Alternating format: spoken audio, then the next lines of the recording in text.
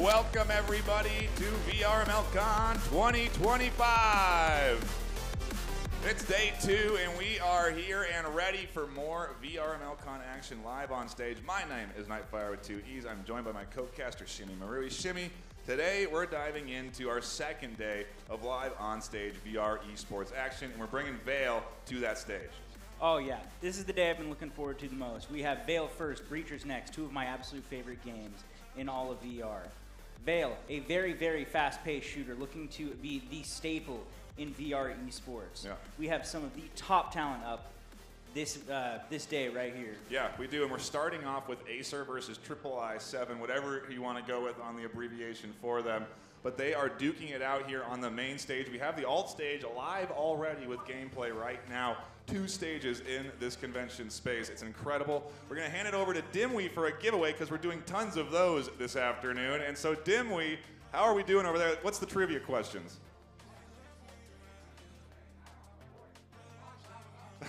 How you doing? All right, there we are. How you doing? We're back in Phoenix. So Dimwee here. We got some more giveaways to do, so we're going to ask a couple questions to the audience. So what we're giving away right now is that microphone with that ProTube stock and that keyboard with that ProTube stock. So we got 2 questions. So when I ask a question, raise your hand. We're going to run to you. You're going to give your answer. All right, first question. What year was VAIL officially released?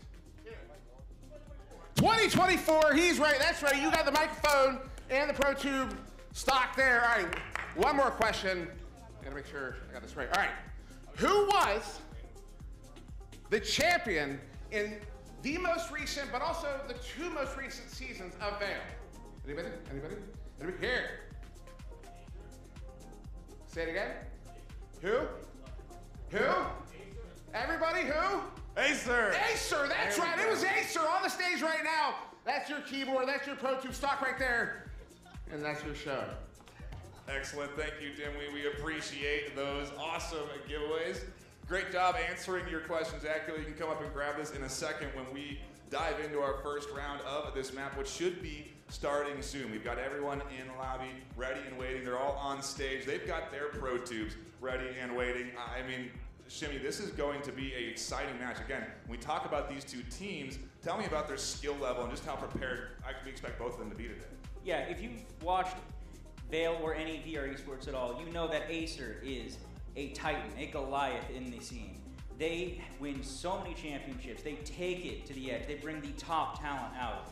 Their VAIL roster is where they started originally, back in IVRL. They are top shooters, top performers, great chemistry. AAA7 over here, though, is stacked with amazing gunmen. Some of them have shown it off already on stage. Kodiak, for instance, played yesterday in Breachers, or sorry, not Breachers, in Pavlov. Yeah.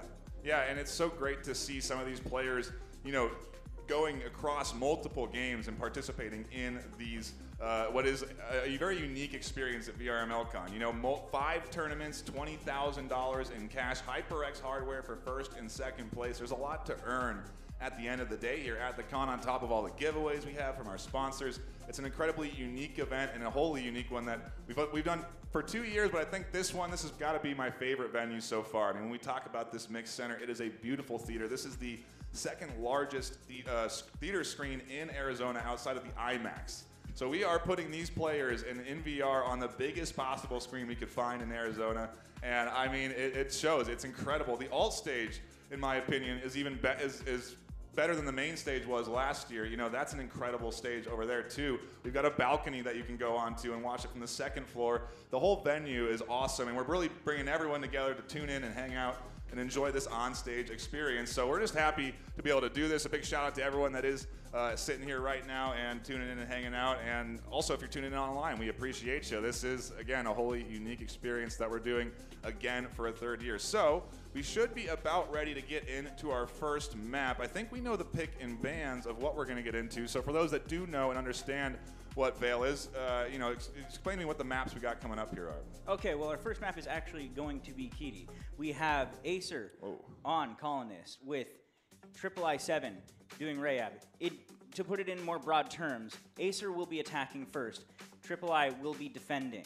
Now, Kitty is a more defensive-sided map, so it might be an easier time for AAA. Let them kind of get warmed up, get ready. But AESIR has some fantastic plays on this map. This is going to be a slugfest. Yeah, again, we're really looking forward to this one. We also have, again, who is over on alt stage specifically? What teams? That's Riptide and Riptide and REKT. Okay, yeah, and so I think when we talk about grand finals, that's coming up again after this best of 3.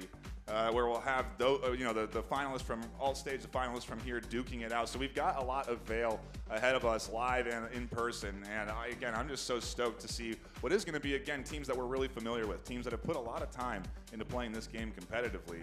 And I mean, we should be starting map 1 any moment here and get ready to dive into our first map on Kitty. That's definitely an interesting opener. But I'm looking forward to seeing how that starts off this series, because normally we don't see Kitty as our first map. Mm-hmm. Yeah, typically it's Suna. Everybody likes to start out on Suna. It's an aimer's map. It's somewhere you can get really comfortable, get really warmed up, get ready to move into these next more complicated maps. Because of the way Kitty's structured, and it's always been this way, it's a map that is just about never changed. It's a little bit more unique. There are certain things that you have to keep in mind a little bit more than a map like Suna. And when we talk about the lineups here, who stands out on AESIR to you as one of the top players on that team in particular? Who should we be keeping an eye on? One of them is Neuro. Neuro is considered one of the absolute best players in all of VR esports ever. Reason that REKT won last VRML CON, and he has switched sides over into AESIR. Ooh, okay. Yeah, so that'll be interesting to see. Very excited again about this series. Some very competitive players on both sides. And I think we're just doing some, there we go. Hey, our main camera is back. You see both of us. Well done. Another pit stop moment, truly. The crew here, excellent at handling these difficulties and being quick about it. But I do think we've got players in lobby. I do think that we are ready here on the desk for our first map. Let's dive into it. We just got a signal to the players to kick it off, and then into map number 1 we will go. Let's hear it for everyone here. Let's get the crowd up a little bit. Give me some cheering. Everyone that's in here, let's hear it. I love it. An awesome showing for our semifinals here, and it's just time ticking down until we get into the action, Shimmy. I mean, utility is definitely something I'm expecting a lot of this afternoon. It's something that it's a key staple, but the way we do it in VRML is you can't get too many grenades, so we almost force the use of flashbangs and smoke grenades. Definitely. Back in the older days of VAIL, if you ran 2 frag grenades, you could really, especially on a map like Kitty, just completely deny offense from being able to do anything. So having that change where there's a limit on frag grenades, very helpful to make it a little bit more of an even playing field. However, utilizing a good smoke, utilizing a good flash, that can win you around very quickly in VAIL, especially on a map like Kitty. Into a brief warm-up here, but then into the action. As we do get ready for map 1, we have everyone in lobby. On the AESIR side, Berserk, Kodiak, on the I7 side, Berserk, Kodiak, Death, Trev. On the AESIR side, Fizz, Julian, Nero, Rico, Taquito. Into Kitty we go.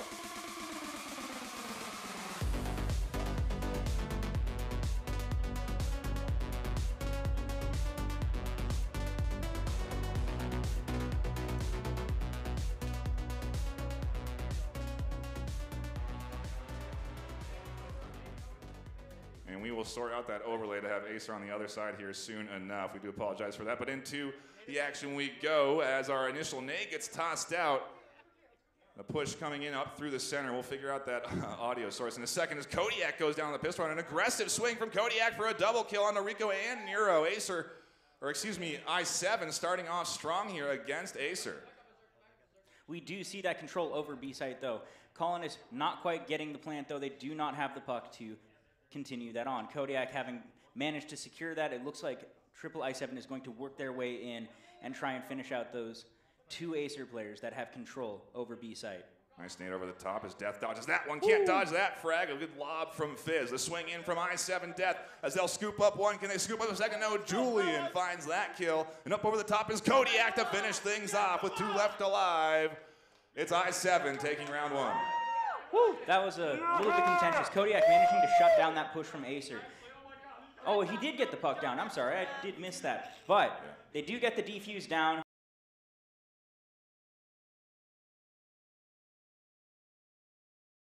Down to a 2-1 in our first round of the afternoon.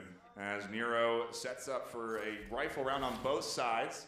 We'll see how we unfold here into the action as we do watch the defense roll out here and push up to the standard spread. You know, we got to be careful about what information we're relaying out here because they may be able to hear our audio comms. They do have pretty solid headphones in, though, so maybe not. But we'll have to see. And we do see that engagement begin in middle. One person defending bridge, smokes coming out, utility going down as the approach begins. It looks like Rayab has taken down one, and now the trade has come down, and AESIR is left with one man standing. Berserk taking out REKT. Trev finishes it out. And you can hear i7 celebrating a solid opening round here from the duo, or from this i7 squad. I feel like when we jumped into this series, I anticipated AESIR to be the team that would come out as that #1 squad this afternoon, just because of their track record. But i7 are certainly starting on their defensive half here really strong. And it is Kitty, we have to remember that. So maybe it is the map choice that leans it to be a defensive lead that they have right now. But still, they are in good shape, and with a nice 2-0 opener, they got to be feeling good with where they're set up. Definitely, definitely. And it is a more Rayab-sided map. Again, even with those restrictions on nades, it is still a difficult place to attack. There's a lot of choke points that can really result into things like that, where Nero and Taquito get shut down, or sorry, that AESIR gets shut down by Fizz and Julian. But we are in a 2-2 now. And we should have that in-game audio soon enough for you. We do appreciate the patience as we do get ready to get back into the action. Nero here holding things down. We also have Taquito on that initial mid-lane peak trying to scoop something up as we do sort out our issues. There we go. We have connection. And into the action. Taquito taking shots up through the center, finds death. Down they'll go into a 2v1 as only i7's alive, and Taquito cleans it up. AESIR are on the board for their first point. There we go. And it doesn't take a lot of attack rounds to eventually get that advantage going into the second half. Getting one down on the board this early in the game is going to be a really big help for them later on. Yeah, that is a huge stopgap for what could have been a runaway train, quite frankly. You don't, especially now in this offensive round, really any point you get puts you in a good standing for when we swap sides after 9 points and reset the economies. Go back to that pistol round, you know, give another opportunity to get more points on the board. It's a good, again, foot in the door, as I do say oftentimes, as Berserk here. Gonna look for a little taste. And we do see the util come out. Taquito takes out Berserk. They get their entrance onto Big Rock, moving towards A site. We do apologize for those hiccups there as Taquito and Fizz barrel forward here. Fizz on the hunt up through the center, looking for any bit of rotating as the scanner does go down. 40 seconds on the clock for the other team to then rotate back the defense now on i7 and capture that objective. They have to defuse. As a nice swing from Fizz finds death. You can hear the call-outs, I got one, letting their teammates know that they've scooped up one there. And Kodiak on a bit of a rotation here up through the middle, trying to take shots up over the top. Can't connect to Taquito. Woo! Finds one. The knife throw doesn't matter at all, and Kodiak goes down. A nice headshot up over the top. AESIR, another point on the board. That has always been a filthy angle, trying to get that just little peek through the rebar into bridge. Taquito using that old school knowledge. Well done. And we have tied it up 2-2 even. And again, we do apologize for any tech issues here as we do get back into it. Nero rotating up for a bit of a push. And you look at that overhead, you can kind of see the standard spread coming in here. Split across, trying to draw basically the attention of this defense across the map. And there we go. I think we have some audio coming in, so we'll see what happens. Nero flashbangs, another nade up over the top. That one doesn't connect. Trev swings for one. Fizz with the refrag. i7 scooping up that one. Nero does finally come alive up through the middle, and Taquito also finding a nice kill here, but not ready for Kodiak on the short corner. That's a crazy rotation on defense to be making. Hey, sometimes taking that non-usual angle, like right through bridge, to try and clear out the mid, that is very, very valuable, as Kodiak has just shown. He did sacrifice him a little bit of health, but it is still 2 guns up for a triple i7 to deal with AESIR on this post-plant situation. Scanner down, 35 seconds to work with. The duo ready and waiting for the retake as you are. Utility coming in up over the top. As Death and Kodiak are what's working with. Kodiak goes down. Death finds the shots on the train.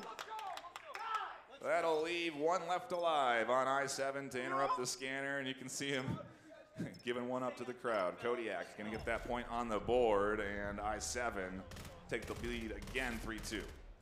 Impressive, impressive. Kodiak with low health saying that doesn't matter and still getting that kill, managing to keep it to where that trade netted out in their team's favor. I7 looking pretty dang good right now on Rayab. Though, I will give it to AESIR. They have managed to get the plant down almost every single round. This is going to be a very tight match, I think. Yes, indeed, as we do prepare to dive back into the action. We appreciate everyone stopping by, hanging out, and enjoying what has been so far some exciting rounds in our opening map of what is a main stage performance from I7, quite frankly. I mean, up 3-2 against AESIR is a great way to open things up. Nades and utility coming out over the top. Kodiak gonna get pushed heavily by this offense. Are they ready for the swing? Yes, they are. The trade coming through on the 1v1. Nero also swinging up through the smoke. I7 on the hunt for those kills. They'll go down through it. And then up onto the B site. What is going to happen with Death as they're holding things down? They'll pop up to find Fizz. Looking for more. Will they find them? Death does go down. Let's find Julian, and that's a nice pickup. Again, another point on the board for I7. What a defense by Death. Utilizing those outer rings on the B site, using them for good cover, using little gaps in them for great peaks. He knows how to work that site and keep it secure. Yeah, and I whoever it is that's under the I7 name, they are doing well. 8 and 5 right now. Kodiak 7 and 4. Two standout shooters for the I7 squad. Nero 7 and 5. So good performances so far from these teams, but you know, again, it's just the defensive half so far, right? We're a couple of rounds in, round 7 right now, and I just think maybe 2 offensive points is enough for AESIR for the side swap. Ooh, we do have a suicide by Trev, but we do see 2 more going down to the guns of Death and Kodiak. Kodiak going down to Nero, though. Nero going to try and fend off what is a big rotation from I7. Death catches Julian. Nero goes down to I7 there on the swing. Now I7 has to crash back to site. Taquito going to get that scanner down, and the 1v2 unfolding in front of us. They'll swing for 1. They look for 2. Can they find it? No, we're into a 1v1 now. Trying to battle off. Taquito looking to put AESIR back on the board. On the offense, and it's Berserk who locks it in. I7 up 5-2. Very close to securing that. Trying to work that man disadvantage while getting the plant down. It's a hard task to follow, especially when you're already at half health like Taquito was. But he made the most of it, just couldn't quite secure that last pick. We are seeing some top talent gun skill right now. Shout out to everyone that's tuning in and hanging out in chat. We do see you all typing away, and we appreciate you. We also hear everyone here cheering away. It's an awesome experience to be live and in person for the semifinals here. We're split across 2 stages right now as we have the alt stage performance going as well, and it's just, I don't know, an incredible achievement, quite frankly, for the VRML for us to be able to do this. Fizz goes down, actually catches Kodiak out. Where is the push coming from here? It looks like it's going right down the middle, and the rotation from defense is coming in. Is it a little bit too late? Berserk catches 1 through the smoke. They look for more. No, they can't find it. Nero shuts it down, spins to make sure no one else is hitting them from that backside, and is ready for I7 for a double kill. A huge pickup. That locks in AESIR another round, and I mean, 3 rounds on offense, pretty good. That is very, very good. And a slightly unorthodox push. I haven't seen somebody do that on Kitty in a long time, where you take control of the middle, completely uproot the center of the defensive line, and take control of the site by just swarming it through the middle and coming from lobby area as well. We swap sides now, so AESIR go on the defense, I7 on the attack. After 8 rounds, we swap, and now on round 9, we're back to pistols as well. So again, AESIR on defense, I7 on attack, as nades and utility come out over the top. Fizz not going to find much in their initial attempt. It looked like it was an instant to maybe stall out any fast pushing up through the center. I do got to say, I do like the fact that they finally added an instant into VAIL. It has been a favorite of mine whenever I do play. I always love a good incendiary grenade. Yeah, it's a good way of zoning out your opponent as a nice smoke comes in up over the top here. Fizz going to drop back. We do see a little bit of hesitation from I7 as they try to find their first pick, get a little bit more of a purchase, get that early mana advantage. Not quite being able to find it. Util coming in as they start making their creep up towards a site. And like we said earlier in the pre-show, a lot of utility that you're seeing flying in here as Fizz catches Death down there. Berserk looking for the refrag, but a huge flashbang that blinds them, allows for the swing. I7 catches 1 or 2, and Rico catching I7 down does shut down the momentum. Kodiak so close on the swing, and Nero catches him out, and it's another round for AESIR. The defensive opener here starting off nicely for them. They go up 4-5. Yeah, starting out with that 3-5, or those 3 rounds coming into the second half, really paying off. Again, Kitty being a more defensive-sided map. You could see the stall-out happening on I7 as all that util was coming out, denying them from being able to get that first entry onto the site. Round number 10 kicking off here as AESIR try and settle into their defensive half. Rifles in everyone's hands now. The pistol opener, rifles rest of the series essentially. Some people go SMG, some people go a little off meta when it gets crazy. But I think right now when we're on stage, when there's 5,000 on the line, they're definitely on meta. Yes, we're seeing a complete line of Mark IV 18s coming out with a couple AK-12s. My personal favorite, and oh my goodness, the shutdown coming from AESIR, destroying I7 inside the skate park. Oh, and that is another round into AESIR's pocket. An absolute denial right there. They got right up into the face of I7, and the utility shined through there, right onto the toes of their opponents. Huge flashbangs that basically forced them to stay trapped in that skate park area. They're blind. They don't know where to go, and so instead they stand in the skate park, allowing this AESIR unity to collapse in on them. And I mean, that's AESIR. That's what you expect out of this team. They are very well practiced, well rehearsed. And it's over, in some cases, I think, years of practice for some of these players. Yes, again, AESIR getting their start in VAIL several years ago, back in the alpha days. This is a team that has dominated VAIL for an extremely long time. There's a lot of chemistry built up. Most of their players are from those original days. And we see a trade coming out. Neuro and REKT both getting some hits. It looks like Fizz got another hit onto Black as well as the push continues to try and go. And Trev getting a pick onto Neuro. We'll go on board of Trev trying to push up into the center here. There's one more on the back line, and they'll catch out that kill. Down goes Julian. It leaves Taquito all alone in a 1v3 doable, quite frankly, on the retake. If they catch this first kill as they swing out, miss their shots there and give away positional information. You can see Taquito knowing exactly where the meta peaks are, the meta spots to sit when you're on this post plant, checking those spots, making sure that he's not going to have a head peeking out and grabbing him. Now, as he works his way to try and find these last two colonists, he finds it. It's the double. They need one more for the triple, one more for the clutch. Kodiak is blocked. Goes down. Taquito clutches it. They get the scanner interrupt with time on the clock. 13 seconds is plenty, and what a huge moment for AESIR. They go up into the lead, 6-5. Impressive, Taquito. Absolutely impressive. Sitting at that 12-6 KD, a 2.0 at VRML CON. This man is showing why he is one of the founding members and the captain of AESIR VAIL. I mean, they got to be careful expending too much energy up there right now. There is more games to play today, right? If AESIR win here this afternoon, they go to the finals, and they play right back here on the main stage up against arguably a much, well, maybe not so, we don't know at this point, quite frankly. I think everyone that's in the semis is pretty close. I think there's a chance for everyone here in this pool today in the VRML CON to take away that $5 grand. And so I don't think AESIR can get too content with what is a nice couple of points on defense, because I know that this I7 squad's going to keep trying to chip away at them.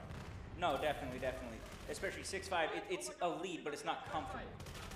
Anything can happen. Those points can come into effect if I7 puts their pedal to the metal and just works their butts off. Big kills coming in here. Puts it into a 2v2. Fizz scoops up another, leaves Kodiak alone in a 1v2. They know kill feeds. They can see the kill counts when they come in. And so it's no information that we're giving away per se, as Kodiak has to rotate up. There's no scanner down quite yet. And Kodiak, I do believe, has the opportunity to put it down and then force the retake. It is possible, it is possible. You see Kodiak utilizing those rebar peaks, trying to find anything he can to get those two Rayab players.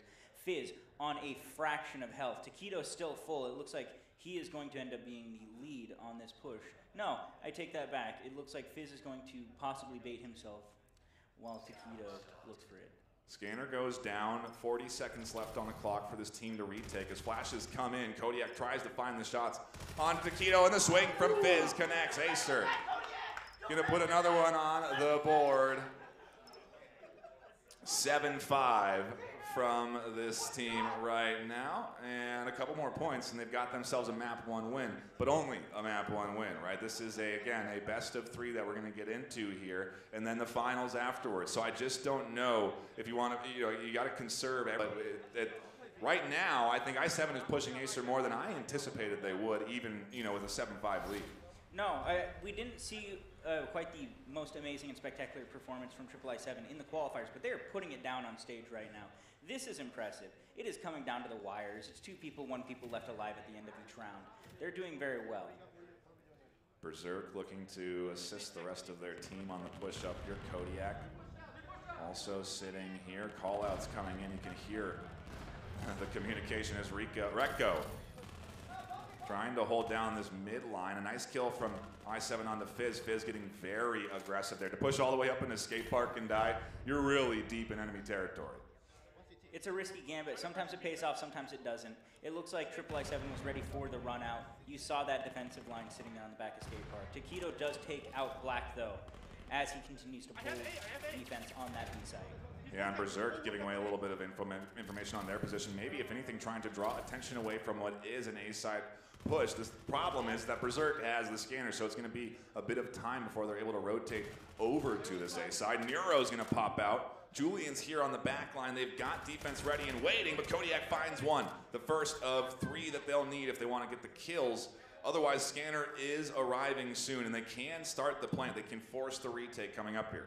Yeah, he's on the wall. He's still on the wall. We do see that contention. Kodiak having revealed his position. Now everybody knows. Everybody's in anticipation. Who's going to peek first? Who's going to swing? Who's going to actually win this gunfight? Who's going to make the first mistake that will be capitalized off of? And it looks like Rekto is going to grab Berserk. That puts it down to 1, and Rekto finishes out and gets Kodiak.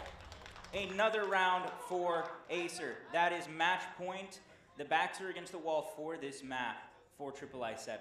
Yeah, they are looking good. They've got 1 more to go, and they've locked in themselves a solid opener on Kitty. But it's interesting that we're opening here. Again, I gotta wonder how that's going to affect our next couple of map selections soon. Wherever we go, Maru, I'm interested to see how that goes for us as we do get ready for what could be the final round of map number 1. AESIR in clear control on their defensive half so far, but anything can happen in land. Yes, quite. We see that util beginning to come out. We see a little bit of defensive util trying to deny any further push-up. Rekto gets his first pick onto Black, and the gunfights begin. Trev and Kodiak getting picks of their own as they work their way into sight. Here comes I7 springing alive as Nero tries to get aggressive and swing up. They'll find 1 on Trev, but they have to retake B site now. They've completely lost it. The duo is here. Are they ready for what's in store for them on defense, though? They've got a nice little setup here on the retake. It just got to spring the trap, and there it is.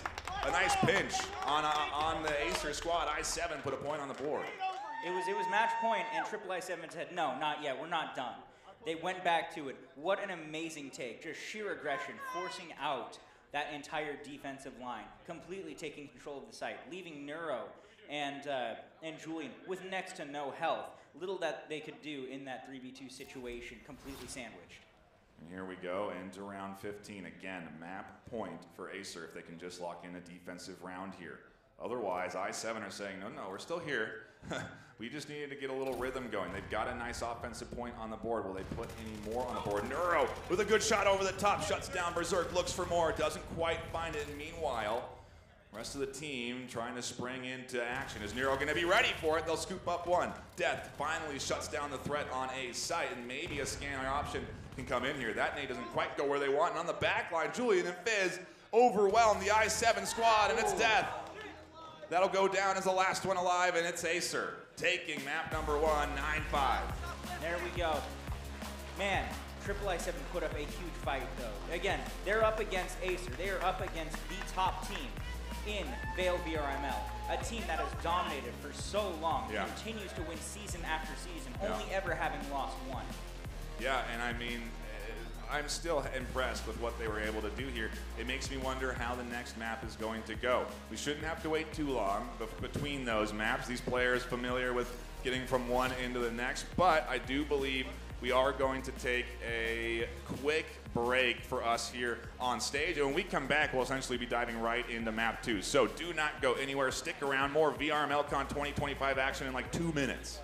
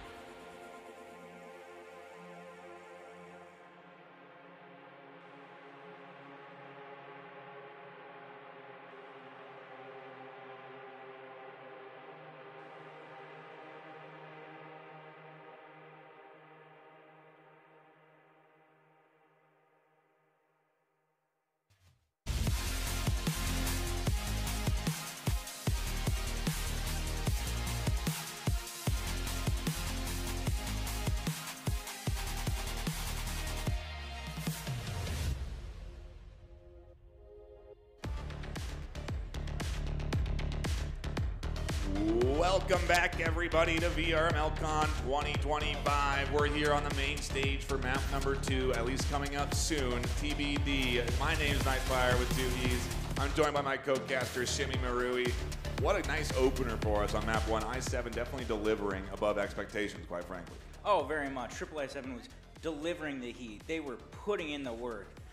I mean, even with backs against the wall in a match point situation, they still were delivering good attacks, putting kills on the ground. Like, excellent work. Every one of them was making it happen. I thoroughly enjoyed that.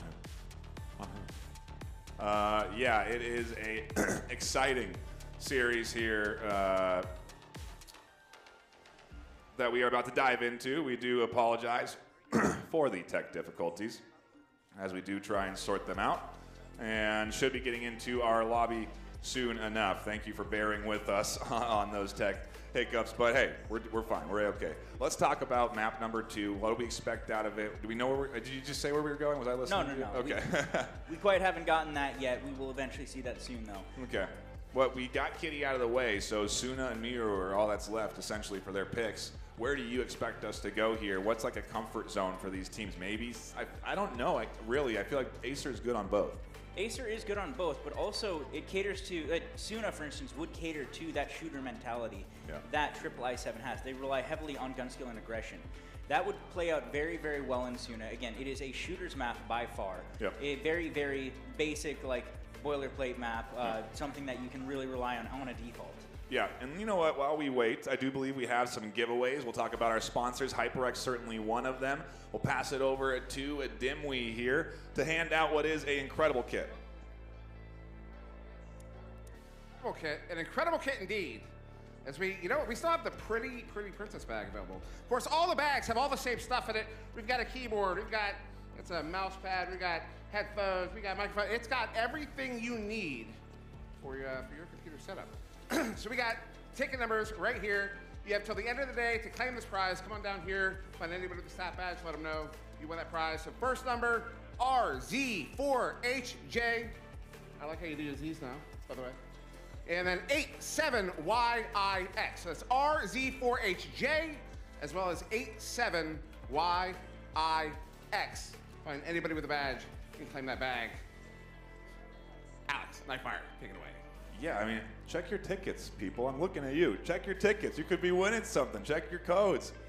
You could be getting in on some big prizes that we have coming away from HyperX this afternoon. And let's also talk just a touch about ProTube, because this stock is something I cannot get enough of. The custom Phoenix stock that they made specifically for VRML CON. I mean, Shimmy, this thing helps stabilize your aim in any of the shooters that you're seeing on stage here yesterday and today. Yeah, as we saw yesterday with Onward specifically, everybody up on that stage was utilizing stocks. These things, ProTubes, are absolutely fantastic. They're extremely adjustable, extremely modular. The way the grips feel in the hand, the way they fit on the controller, it's, in my opinion, the best stock. And we are about to use, well, see, these get used in map number 2. We have everyone in lobby. We are in lobby. We're ready when they are ready, and we'll be diving in to that second map, soon enough. For those that maybe are just getting into this stage, maybe coming in from that alt stage, maybe still over there in the alt stage, you can go actually check it out right now if you want to. If you're in the space, you can go over to the balcony and look down on that alt stage from the balcony from the second floor. But we are about to get into map 2 here, so I understand wanting to stick around for the main stage performance with these two teams where, frankly, I7 stepping up in map 1. Although not necessarily winning it, still a 9-6 performance, pretty solid. And now here for map 2, again, not sure where we're headed, but I'm very keen to know where it's going to be. Is it going to be Suna? Is it going to be Miru? I feel like maybe there's a better chance for I7 on Miru at the end of the day, but I feel like Suna also has a bit of a larger split between defense and offense. And so you kind of get more of that dichotomy on the side swap more than anything, sort of like we saw here on our first map on Kitty. Yeah, I still believe that it's probably going to be Suna. It's just, from majority of VAIL players' perspectives, it's just a good default map to fall back on when you need to just rely on something solid, something simple that you can go back to your roots on, that you can just, you've played it so many times, you have default knowledge, you can kind of let the nerves flow away and just let memory take over. Yeah, and I'm looking at the score right now on that alt stage, 5-0, spoiler alert, oops, sorry. 5-0 on the alt stage right now for REKT. So if AESIR can win here, maybe looking like their opponent's going to be AESIR REKT, and that's a heck of a rematch if I've ever had one scripted before. Oh, definitely, especially with Fizz having having really helped REKT claim that last year victory, and now being on the opposite team. That is going to be some interesting little little tidbits for, if possible, AESIR REKT match for the finals. Yep, and while we wait for us to get into map number 2, a quick shout out to BOBO VR. As we look at the players on stage, you can see they all have BOBO VR head straps on. Those are to enhance the life battery of the headset so that they can play for longer spans of time. So they can play a semifinals and a final series on stage without having to charge, without having to take it off. It's a really great extender that essentially makes it infinite, because if you have multiple battery packs, you charge one, you hot swap them out. We're doing it here like an F1 pit stop. You know, our support crew coming in and swapping out these batteries like nothing, because they understand how these work. But it's a really great device that enhances comfort and, again, allows you to play and practice more. And I mean, frankly, if you're going to scrim, you need to scrim for a couple hours. You know what I mean? Like, these guys, I'm sure, are used to playing for a long time at home. Definitely, definitely. And I feel like it's a requirement for any standalone headset is to have a battery pack. Yeah. You absolutely need it. But we are going to get kicked off on our second map, which is, in fact, Suna. Yeah, Suna. We apologize for the map intro there. We're so excited about Kitty on map 1 that we wanted to show you the intro again. But it is going to be Suna Night, which is a little different than Suna Day, right? Suna Night, what do you think stands out to you more on this map than anything? Especially if you're Rayab, even though you have that outline, you can still kind of abuse the shadows a slight bit more. Some of the corners are a little bit more dark. But ultimately, the map doesn't feel entirely different. You do have a very bright moon. Like B-side, for instance, is so open that you don't really have the shadows to quite take care of. A-side is a little bit more catering towards the advantage of using a night map. And here we go into the action. I7 on defense, AESIR on the attack. We'll swap those sides in a second. We do apologize, as we do have the I7 squad, Death, Nero, and Julian all Julian all working their way up. This is the AESIR actually on the attack, as I7 does have to rotate around for the defense. A nice nade up over the top that doesn't quite connect. Julian gonna push up and over, up on top of B, and it is B going to be where this push comes in. Usually you try and mass everyone together on your pistol round, and we trade as everyone does sort of mass together around B, everyone battling back and forth through the smoke. REKT catching a kill on to Death, and we suddenly come out into a 3v2 with Scanner down. And we do see REKT waiting for that defender to come in. But Frenzy is faster on the gun draw and gets him. But Julian gets the refrag. It is now a 1v1 versus Julian and Kodiak. Kodiak trying to come in to get that defuse down as Julian tries to bait it out, waits for the opportune moment to try and swing Kodiak. The gunfire goes out, nothing connecting just yet. Time ticking down, 10 seconds left. They have to interrupt the scanner. They're going to go for the clutch. Is Julian going to be able to get to this corner in time to stop them from interrupting the scanner? It comes into it, and they catch them just in time. AESIR put a point on the board early in the pistol round, but that's a heck of a way to kick off map 2 if you're I7. You're saying, hey, look, map 1 was no fluke. We are playing here strong. We are going to make you compete for every round, and that was almost them losing a pistol opener. Yeah, that came down to the wire. That 2v3 for AESIR to try and deal with the plant down. Julian managing to clutch it out for his team. Kodiak almost had that defuse too, but Julian managed to find the headshot just in time. Here comes Kodiak on the wide defensive hold. Going to try and get a bit of a utility out to slow things down. Frenzy says, I'm not slowing down. Tries to swing out. Goes down to Mad Dog. Fizz catches another. Kodiak on the back line catches two, but they'll go down to Mad Dog flying out of the smoke, hunting for more as Death finally shuts down the what was going to be a huge multi-kill there. And in the smoke, a bit of a stall. Fizz, not quite sure how they want to react on this push up. Julian already deep into A site. What happens here with this retake between Death and I7?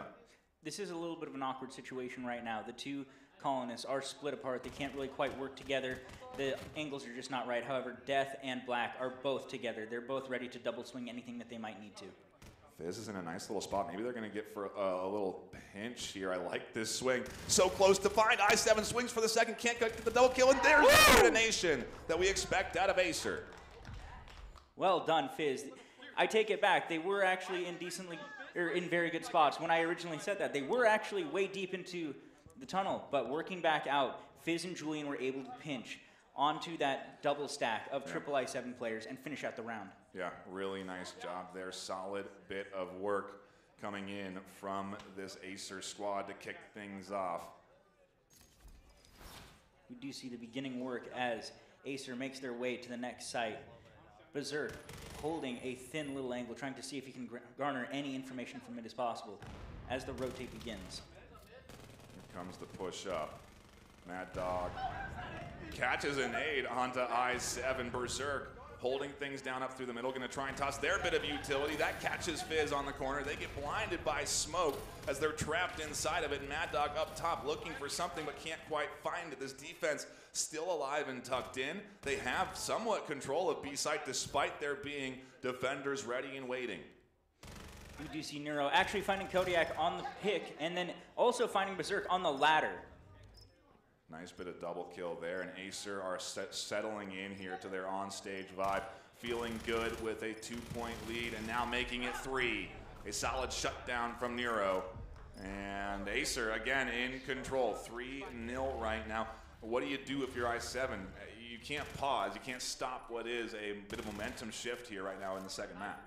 No, and again, this is a map that AESIR knows backwards, forwards, inside out. This is something they have practiced for an extremely long time. Suna being another map that has not changed in years ever since the alpha days. Originally, if I remember correctly, the first map that AESIR had in their alpha build.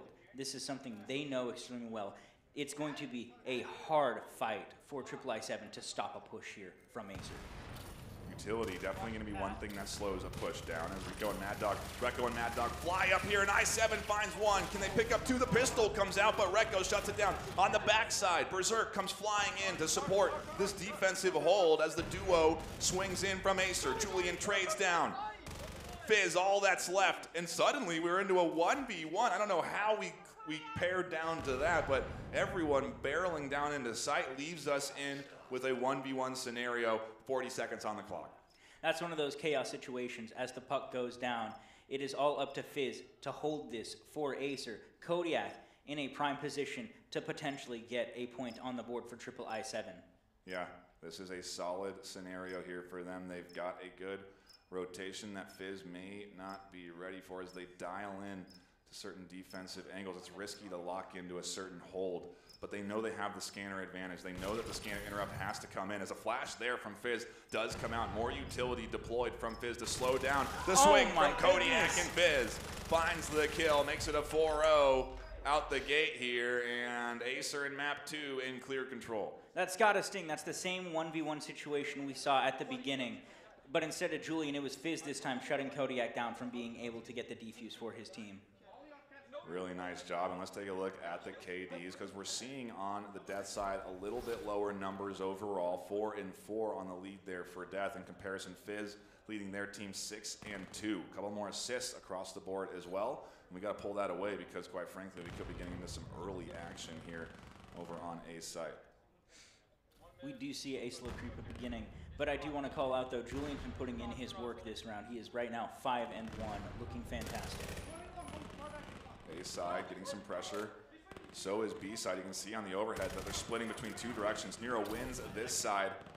And AESIR are looking good, picking apart this defense here. A nice pickup from Death that does set things into motion for maybe a retake, but Mad Dog quickly with a nade catches what was the only remaining teammate for Death and makes it a 1v4. Not an easy retake to make. Ooh. Fizz finds the kill, and AESIR extend their map 2 lead 5-0, and we get closer to an AESIR REKT Grand Finals. You do see that refinement, that practice chemistry from AESIR as Mad Dog and Neuro basically walked onto A side casually, clearing it without any bit of hesitation. Practiced angles, they knew exactly where to fire to get that purchase into sight. Really nice job there as this AESIR team really is settling in to a rhythm. Round number 6 kicking off here. And we do see the beginning approach. A couple early picks coming out. Rekko, Mad Dog, and Julian all finding one. It is a 2v5 all of a sudden. Berserk absolutely overwhelmed and everyone pressuring in onto Death. AESIR is absolutely out-aggressing this team and just not letting them settle in. They make it look easy. Somebody's got to get these people like a lawn chair. They are absolutely setting up camp here and doing a great job in map 2. A 6-0 lead. I7 started strong on Kitty. Maybe that's why we started on Kitty. It was their map decision here, because we're clearly seeing AESIR comfortable on Suna, like you said, a map that they very well understand from all of their experience playing it across all of the tournaments that have been hosted for VAIL. See, sometimes I wonder if these REKT players, if they just dream in taking B long on Suna. I wonder if that is what their dreams are. We'll have to see. We'll see them up on stage soon enough. AESIR here pushing up as REKT on the alt stage could be the advancing into the finals. A nice swing here does not result in some good results for AESIR. They are finally at a disadvantage for the first time, it feels like, on the attack, and they cannot outperform what is a great bit of pinching and teamwork from I7, and they're finally on the board in map 2. There we go, there we go. They finally were able to get that stop that they needed on that B push. Possibly being that AESIR was getting a little bit too comfortable, but they finally checked back in and said, hey, we're here. Stop ignoring us. Stop making this look easy. We're going to give you a challenge. We're not done yet. They gave him a challenge in round 1. They gave him a challenge in round 7. Let's see if they can keep it up for round 8. And then the side swap. Maybe just 2 points on defense is what they'll really need to get their foot in the door for an offensive side swap, and they can perform well there. It's very possible. I mean, they have 6 points on offense for AESIR. Maybe that's where Triple I7 is going to shine. We do see the action coming out. One player going down for each team as Fizz finds a second one, taking out Death. That A-side push coming in, Neuro finds one, Berserk finds him, and Kodiak finds a second. Mad Dog trying to battle with Berserk here in a ring around a Rosie, and Fizz suddenly left alone, but it's a 1v2. Doable for Fizz, doable for the IV squad, but a nice pickup there sets things up for the clutch. And we do see this contentious 1v1 going down between Kodiak and Fizz. A repeat of round 1 here on the final round of the first half. These two looking to go at it again. Kodiak wanting to make sure that he can't get that puck.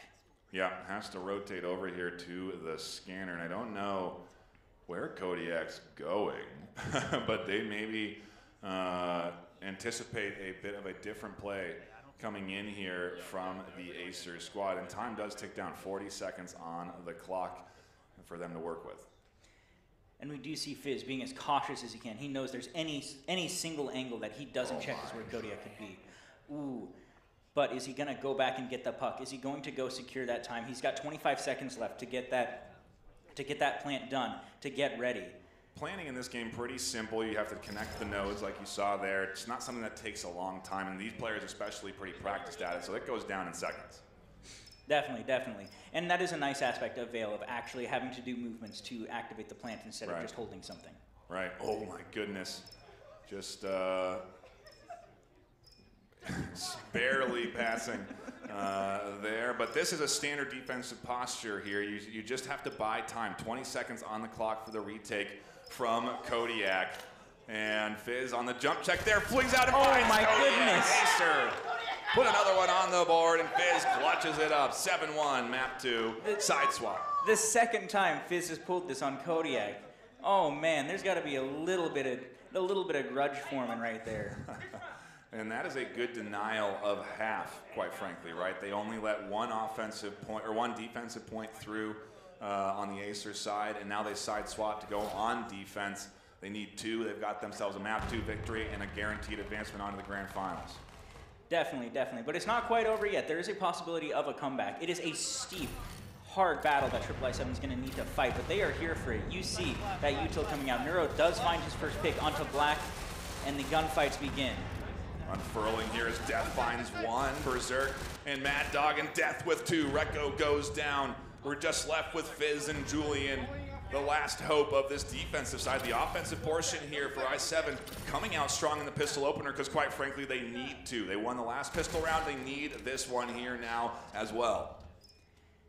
Oh man, Triple I7 is not having it. They want to make sure that this game continues, that they go complete tanks empty by the end of this. Getting that plant down in a 3v2 right now. Great holds, really denying that retake from happening, but Julian does find Death. and the numbers even out. Fizz up top, gonna look for something. Julian goes down to Berserk on the bottom. Fizz has to try and stick this with 20 seconds left. Is the defense gonna be able to catch them out as they try to tuck in behind the scanner? They can't, and they'll get scooped up by Kodiak, and it's I7 with another one. And there we go, Kodiak gets his revenge. He lost twice to Fizz, and he said no more, and got it back. You love to see a bit of life being breathed into I7 here, and an offensive point on the board, just like we saw last round as well. So maybe the pistol opener can set the pace right for them, but we will have to see. Again, AESIR on defense, I7 on the attack. We swap sides around a go for those that don't understand or are new to the way of VAIL, because there are certainly a bunch of folks that are here that are maybe ready for breachers later today. As that nade connects, what a toss from Death. And we have that early man disadvantage that they do not need. 3v5 suddenly. Fizz taking 2 more. It is a 2v5. This is major danger. 1v5. And that is unfortunate for I7. Can Berserk clutch this for his team and do a full ace? That is what's needed. That is what's necessary. Otherwise, it is going to go into match point. Yeah, this is tough. You don't really need to carry any eco round or anything like that. You don't need to get rifles through the next one. You really just have to kind of send it. Go for the 1v5 ace to see what you can do. See if you can make something happen live on stage, and Mad Dog shuts the dream down. AESIR takes it to map point and series point here in map 2. As we see, Mad Dog also shout out his skin right there. But excellent, excellent work from AESIR on this map. Though I still really, really like seeing that I7 push that they had on B. That was just sheer aggression refined.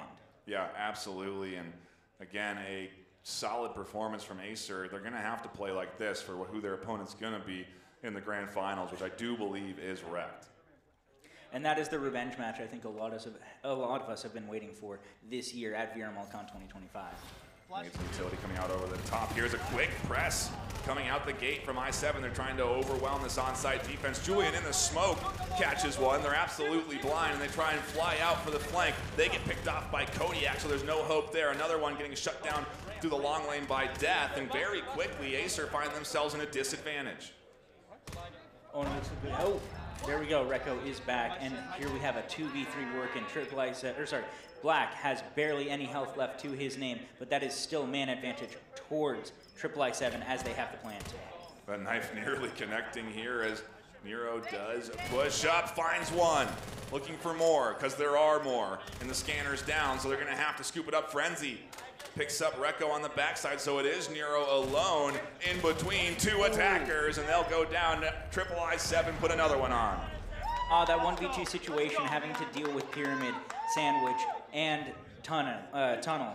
That is so many angles to check, so many opposite angles you have to flick to, and you saw that with Nero. He had to flick to everything as fast as he could. It just happened to be the timing didn't quite work out well for him. And that is that 3rd point, like you said, for I7. Here we go, the push from I7 needs to keep going. They need to keep this alive, as we do see again, some offensive rounds swinging their way. They're starting to maybe settle into their offensive half. Nero and AESIR maybe starting to feel a little pressure in map 2, kind of like we saw in map 1, a 9-6 finish, ending up being a lot closer than I think we were anticipating. I7 and Death both picking up kills. Nero and Rico go down. Battling up through the mid is Fizz, and they're kind of stuck in a bit of a tough spot with Death here, now in control of site. But we do see that pressure being laid on as Julian takes out Kodiak and Black takes out Julian. It is 1v4. Can Fizz pull off the 4K to finish this map and finish out the semifinals? I mean, we're in the process of a comeback here. This is I7 putting up potentially a 4th point on the board and starting to inch closer and closer to that 8-8 overtime, where we then have a do or die, winner takes all sort of round. Oh, honestly, I do want to see it. Oh, and there we go. Frenzy Killer puts it into the next round, giving us a 4th round in the pocket for I7. Can they do it? Can they do it, Nightfires? I think it's happening. The train is out of the station, at least at this point. They've got some fuel in the engine, and they're trying to make that comeback train a reality because they cannot lose. They can't afford another point to escape them. Otherwise, it's the series done. If they do manage to somehow take us to a 9-8 and win map 2, which would be an amazing comeback, we could very well see, we would see a map 3 then. So we could stay here on the semifinal stage a little longer if this I7 squad has anything to say about it. And they're performing extremely well on Colonist's side. They are putting down kills. They've only lost 1 round so far. It looks like they're almost repeating REKT. Has Suna suddenly become extremely offensive? My goodness. The TK comes out from Nero, but Rekko finds a second.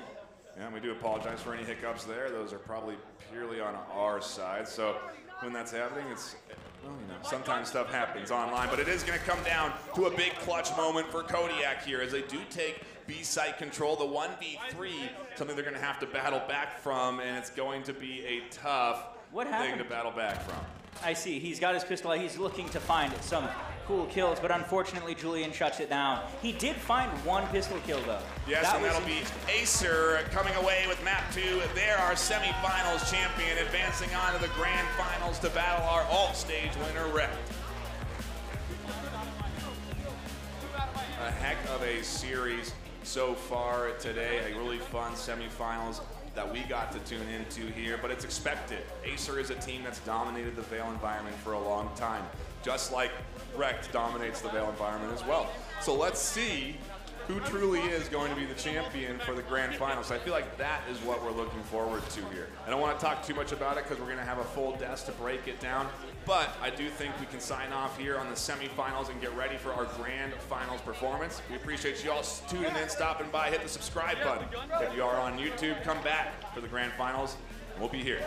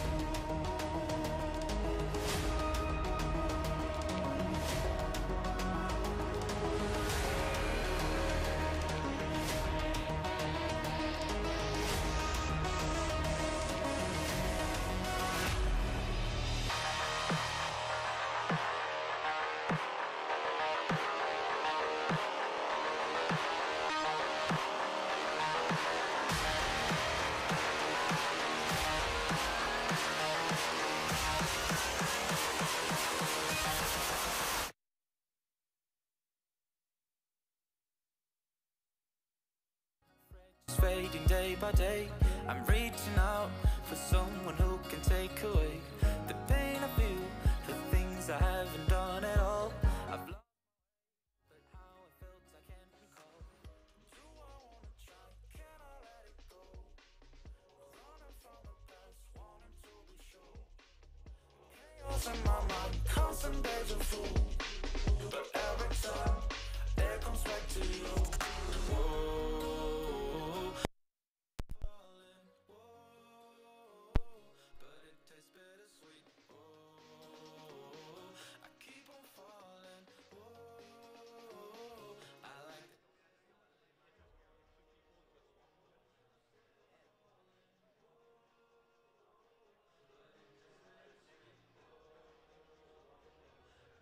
Falling.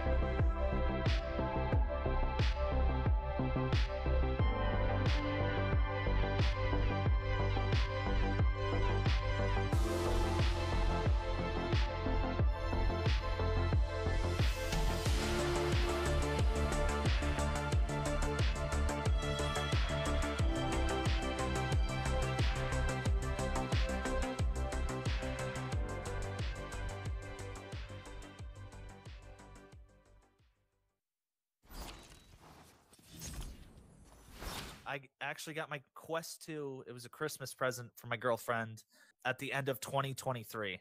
So I started playing, I think it was a little bit over 8 years ago. My parents got me a headset for my birthday, probably, I think, 4 years ago. I found VRML, and this is the only league that's doing it, and it's kind of crazy. Having the dedication to something that I care about with a friend group something that's unique to VRML. I couldn't even imagine if I didn't have VRML, really, man. And as long as they keep going, man, so will I. VRML has transcended something of just like a big community to me. It's a big family at this point.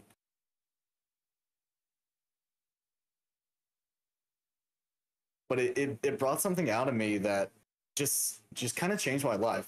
The VR community as a whole is something I've been passionate for pretty much since I've gotten into VAIL. I value the friendships I have with all of my team members. That's one of my most grail places of VR, just my friends. It was more about the community, like the inclusivity of all these like-minded individuals that just strive for this greater competition. Is that adrenaline from playing on stage and just like the amount of satisfaction and being able to do it with VRML has just been more than a privilege, and it's just really awesome.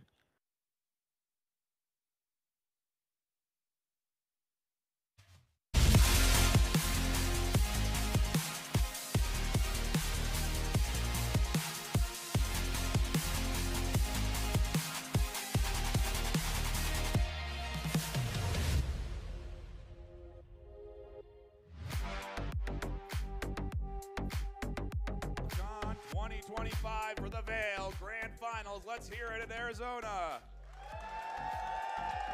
You love to hear the crowd here, live and in person. My name's Nightfire with 2 E's. I'm joined by my co-casters, Shimmy Marui and Yellow Hat. Yellow, we'll start with you because you're joining us from the alt stage. How did it go down there? How was it? It was a bit of a showdown, you know. Map number 1, we saw, REKT versus Riptide, and it was a 9-5 on Suna, and so REKT winning that one. And then map number 2 was a little bit of a blowout, actually, as REKT took it 9-1 on Miru. They locked in for that one. Yeah, I mean, Shimmy, it's almost an identical scoreline to what we had on stage from AESIR, so it does make you wonder, doesn't it? Oh, yeah. As much as AESIR is a monster and was able to come home with the semifinal win, I7 played their hearts out. They were not backing down. They put some crazy performances up on both Kitty and Suna. Yeah, absolutely. And I expect this battle, Yellow Hat, to be quite a good one between these two teams. Because when we talk about squads that understand the game that's on stage today, that they understand VAIL, AESIR and REKT come to my mind. Absolutely, and I mean, if we can throw it back to last year's event, I mean, we saw these two very same teams on stage duking it out, and last year, it was REKT that took that victory, and so AESIR's looking for a little bit of revenge this time around, I think. They want to, solidify that, get one of these lovely shiny medals as well as a bit of that prize pool, so, they're definitely looking to get that first place this time around. Absolutely, and I do believe we are going to get ready to dive into our first map soon enough. First, we want to talk a little bit about these teams and their rosters. Who stands out to you on REKT, Shimmy? When you look at that team, is there a name that really that you see that you would say, oh, that's somebody that we're going to keep an eye on today? Actually, there is one specific one that I want to shout out, and that is Blue 4. So way back in the alpha days in IVRL, Blue 4 was one of the best IGLs in the entire game, leading VGG to some fantastic victories, some real big upsets. And they are back in VAIL and leading REKT as their IGL today. Yellow, I'll leave it up to you. Who do you see on AESIR as being a standout player this afternoon that we're going to keep an eye on? I mean, for me, it's always been Taquito. He's been one of the just most feared players in VAIL, one of the most solid players overall. He can do pretty much anything. So Taquito's just been a name that's been around for so long. Originally played with Globocam and was definitely kind of their perhaps hard carry, and even nowadays he's just always been a solid player, so definitely want to keep an eye out on. I do believe we are just waiting for one more to get in lobby, and then we should be diving in to map number 1. I do believe Taquito reconnecting, so an important person to have in there for you on stage. But Timmy, let's talk about the pressure. $5,000 on the line, hardware from HyperX. I have a huge box of Revolve headsets sitting next to me for first place right here. That's got to add on to then in-person LAN environment that they're playing with on stage right now. Oh yeah, and not to mention the fact that it's, again, AESIR versus REKT. This is a revenge match for AESIR. Like, there is more than just prize pools on the line. There is reputation, there is bragging rights. Yeah, it's, well, Yellow Hat, you're familiar with the pressure a little bit, aren't you? Yeah, especially recently. I mean, tell us how it felt to be on stage here at ASU. It was great. I mean, you know, you're just definitely locked in the game as soon as you get that headset on. But I mean, you know, you're with your teammates, you trust your teammates and all that. So definitely the pressure's there, but it feels so rewarding when you win. And here we go. It's REKT versus AESIR for our VRML CON 2025 VAIL Finals, and it's starting on Miru. What a opener map here. This is going to be an exciting one to kick things off on, Shimmy. I mean, tell me about Miru and what we expect from both teams. So, Miru is one of the more relatively new maps when it comes to Artifact, but it has become a quick favorite of the community. It's got long range, it's got short range. Every site has defensible positions, but also great attack angles. This is one where utility really shines on right alongside gun skill. Here comes the push up from the duo. Again, a bit of a split. As you do in a game of VAIL, there's split objectives, both A and B side. And so that's what we're seeing here, a split push, essentially trying to draw the defense to both objectives. And so eventually they'll find success on one and then rotate to the one that they find success on. And if we're looking at the mini-map here, Yellow Hat, you're seeing this defense that's completely shifted over to A, and there was no one there, and now they're planting at B. Yeah, I mean, AESIR just doing a quick job of, you know, getting the fake down. Jacob finally getting the first kill, though, onto Julian there, and the retake is in 5 versus 4 for REKT to try to make happen here. Time is ticking down. They're just all going to be together, and really, they're just waiting for the defuse to come in to try to make things happen. Jacob finds another one. Rico and Sheer finding each other. Jacob finding a third one, and now Taquito, as we said, that player that is to keep an eye on 1 versus 3. Now 1 versus 1, and he gets it! Oh my God! What a huge kill at the end of the day. Taquito, like you said, let's keep an eye on them. That is a massive kill that clutches up the round, and they go 3-0. They did, and I mean, you know, it was actually REKT that wound up, they just got that defuse in. They're 1-0 right now, and so, you know, even just, you know, with Taquito getting all 3, it wasn't enough. Well, it looked very good. Indeed, it did. And here we go into round number 2. What an opener for us, Shimmy. I mean, that's one way to crack the egg of what is VRML CON. And we do see Kiwi getting the opening pick of this second round, the rifle round. As the approach begins, Cyclo getting the second, denying that entry for AESIR. And a third and a fourth go down. It is 1v5. An absolute stomping here of the entry in from that offense, and you wouldn't even know it at blink. You would have missed it. REKT take 2 real quick. Yeah, I mean, a perfect 5-0 round there to get them their second point. I mean, REKT are looking solid, but again, you know, we talked about Mirror a little bit, and I talked about it over on the alt stage, and it is a defender-sided map. Yeah. So, you know, REKT do need to get as many rounds as possible on this defense here, but so far they're looking pretty good, especially against a stacked squad like AESIR. I think at the end of the day, we've seen teams like I7 and what was the other? Riptide give good showings here today because of those side swaps, because when you do have that side swap, you're able to be more effective on defense or offense, respectively, depending on the map. And look at this push up through the middle. Fizz catches one, Nero with another. That nade nearly connects, but not quite, and they have full control of A side. A beautiful push coming in from AESIR. Yeah, I mean, an absolute AESIR slam there, and, you know, Scanner goes down on A, and Blue 4 finds Taquito there, but, I mean, there's still 2 versus 4, now 1 versus 3 in the retake as Sheer has to try to clutch it out for REKT here, but it's very much looking like an AESIR round right now. A little bit of a pre-fire comes through, picks up 1, but Julian with that immediate trade, AESIR getting their first point on the board. Oh, man. This round was neck and neck. I mean, sure, they did get a good solid hold, but Sheer came back and just took bodies out. Not quite being able to get the round for REKT, but that does get the point on the board for AESIR. Really nice job here for AESIR to bounce back and not let the snowball happen. We saw I7 do this against AESIR, or AESIR actually do this against I7. They had a 2-0 lead at the start of map 1, and then they shut down any momentum gain. We're seeing that here as well. We're shutting down momentum gain from the REKT side, and here we go, pushing up onto B side. Yeah, and I mean, you know, AESIR, with them being on the offense, I was talking about this as well, you know, they have full control of the pace of the round. Do you want to take it fast? Do you want to take it slow? And with them having that control of the pace, I mean, they're going to be able to try to make things happen. A little bit of an interesting thing happening there, but Taquito getting the initial pick. Saikilo and Jacob both picking up kills as well, but Taquito making it a second of his own. And, ooh, Blue 4 finding the shot on the planter through the box there. That's going to be not denying the scan, though. He just barely gets it down. 3 versus 2 retake now for REKT to try to make happen here.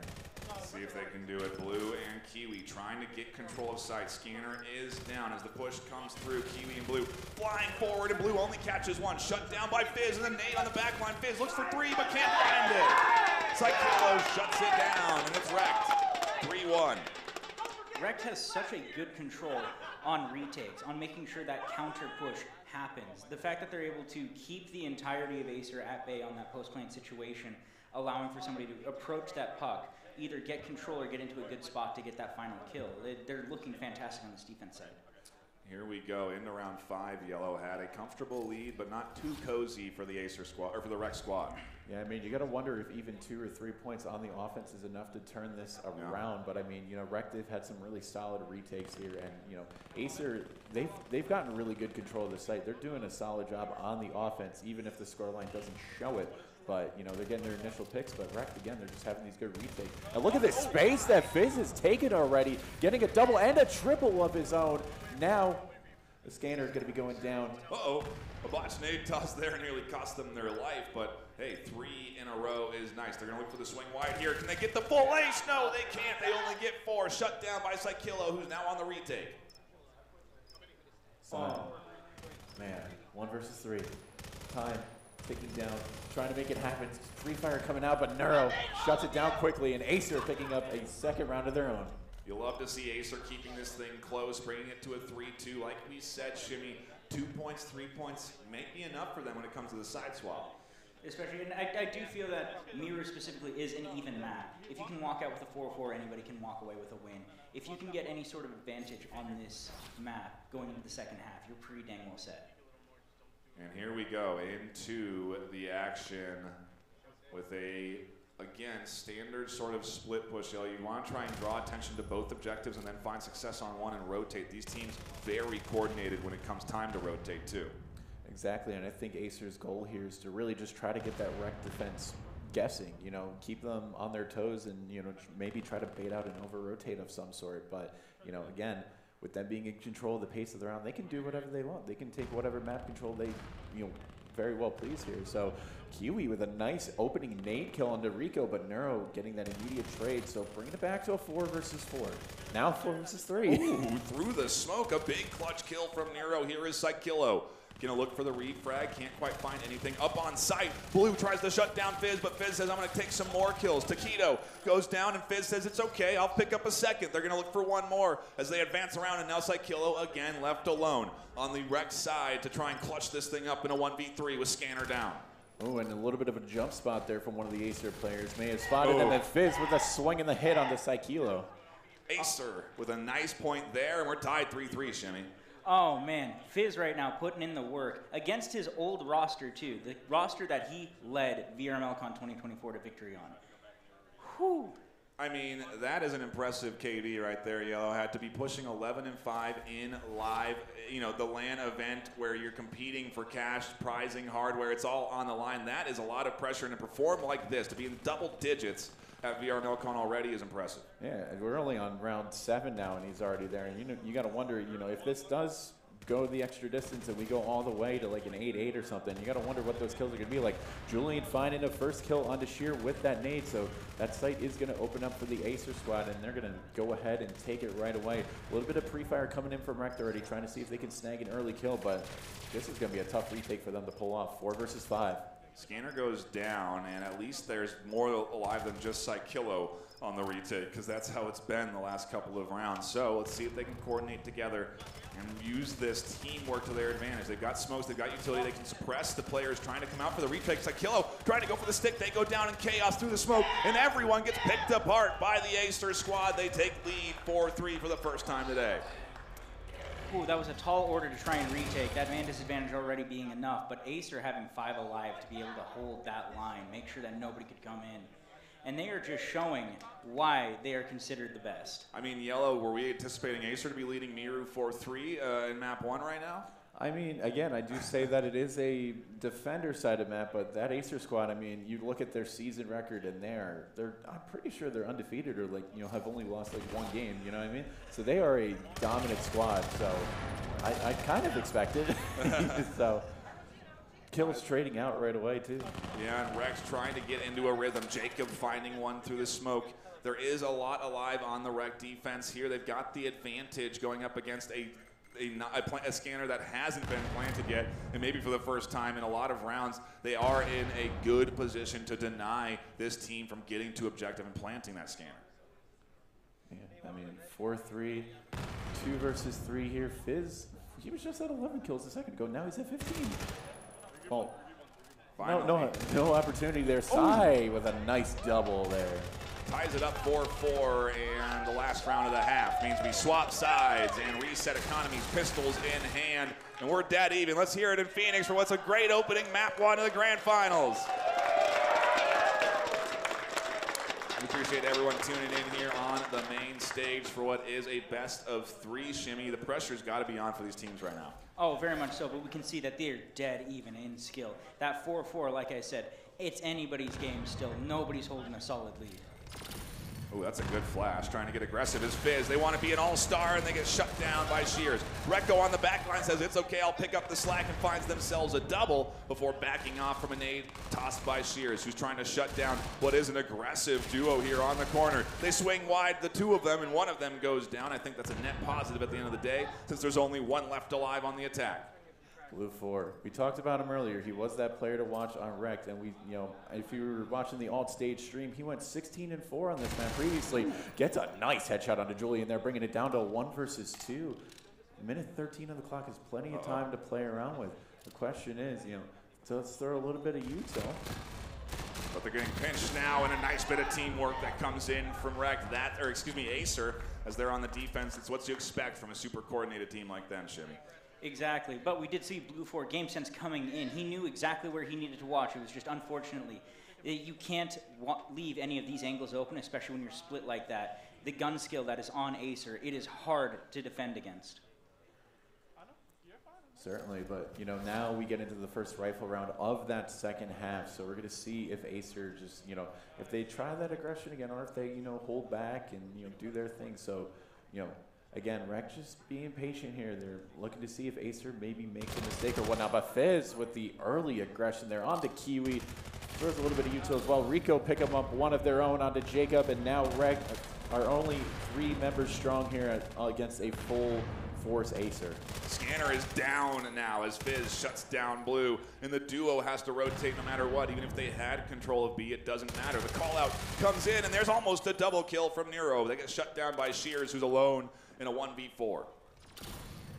Man, half health, and not a lot to really work with here. Minute 10 on the clock, and Shear, he has a little bit of space, but again, full force AESIR, and they have control of that scanner as well. So it's going to be a tall order for him to really try to make anything happen here.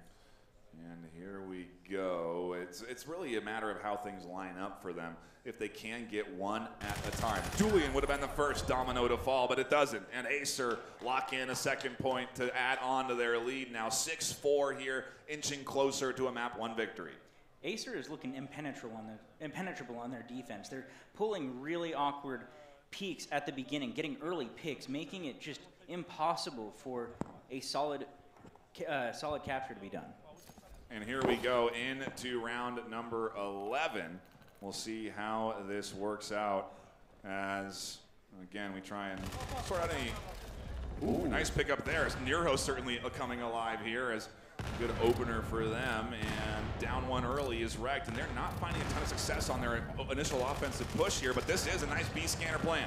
I mean, it's kind of how do you fight against that? You saw that cheeky peek that Nero did on top of the box. Takeda with a double of their own onto Blue 4 and Kiwi. The scanner is planted and everything, but that defuse could be coming in pretty shortly here as we got that smoke going through. Rico and Fizz finishing it off, and AESIR going to be picking up yet another round. And you got to tell, Fizz has been feeling really good. You can see 18-7 right now on that board. You can see why he was such a big player on REKT previously. That kind of kill count. Yeah, and we'll see what we end up with here for what could be map 1 victory towards AESIR, but I still feel like REKT have a little something in their back pocket, if you will. There's something that they can do here to bring themselves back into this one on offense. It's defensive sided, sure, but we saw AESIR do it, take it 4-4. We could be headed to an 8-8 if REKT can settle in. And I mean, that is a start there. Jacob does pick up their top fragger on Fizz, so that's going to make things a little bit easier for that REKT squad there. So Jacob, one of the few captains that I've seen that's actually a solid entry fragger as well. Usually your leaders, your in-game callers, so to speak, they're the ones hanging back, letting the rest of the team do the work, and they're calling the shots from the back line. But either way, Jacob, that's not the case with him. Taquito picking up Kiwi there, and again, just this random AESIR aggression, I think, is definitely catching REKT off guard. Yeah, it is working well for them. Taquito, again, is a standout shooter. Nero also with 10 kills, though, right there with them. They've been doing a good job of holding down B sites so far. We'll see what this push looks like, but it's been a bit of a slowdown, Shimmy. This offense has suddenly put a little bit of the brakes on their aggression. Definitely so, definitely so. They're really denying any sort of additional movement that REKT can do towards any specific site, keeping a very good front line, keeping spread out, denying any sort of alley for REKT to get a purchase on. There's that ensign yellow that does zone out that rotation up through the center. It limits where those shears could even come from, and Nero's trying to react off of that knowledge. Yeah, I mean, here comes some more util.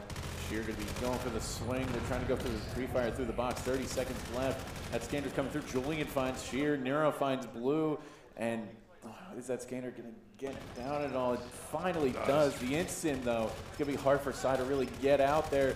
Jacob finds 1-3! Oh, my goodness. Can he done the fourth? Unfortunately not, as Taquito ends that one, bringing AESIR to map point, but a valiant effort from the captain of REKT himself. 30 seconds left on the clock, so plenty of time for Taquito to defuse, but what a battle here AESIR are putting on. REKT are competing for every little point. It's just, we're seeing regular season skill come into play here. This is AESIR practiced and playing well on stage. And they are on that map point right now. REKT really has to find a purchase. They really have to make sure that they can defend a plant that they can get down. Otherwise, it's all over for Mira. Yeah, and we're on match point now, so AESIR just have to win one more, and they've been perfect on their defense so far. No rounds dropped at all.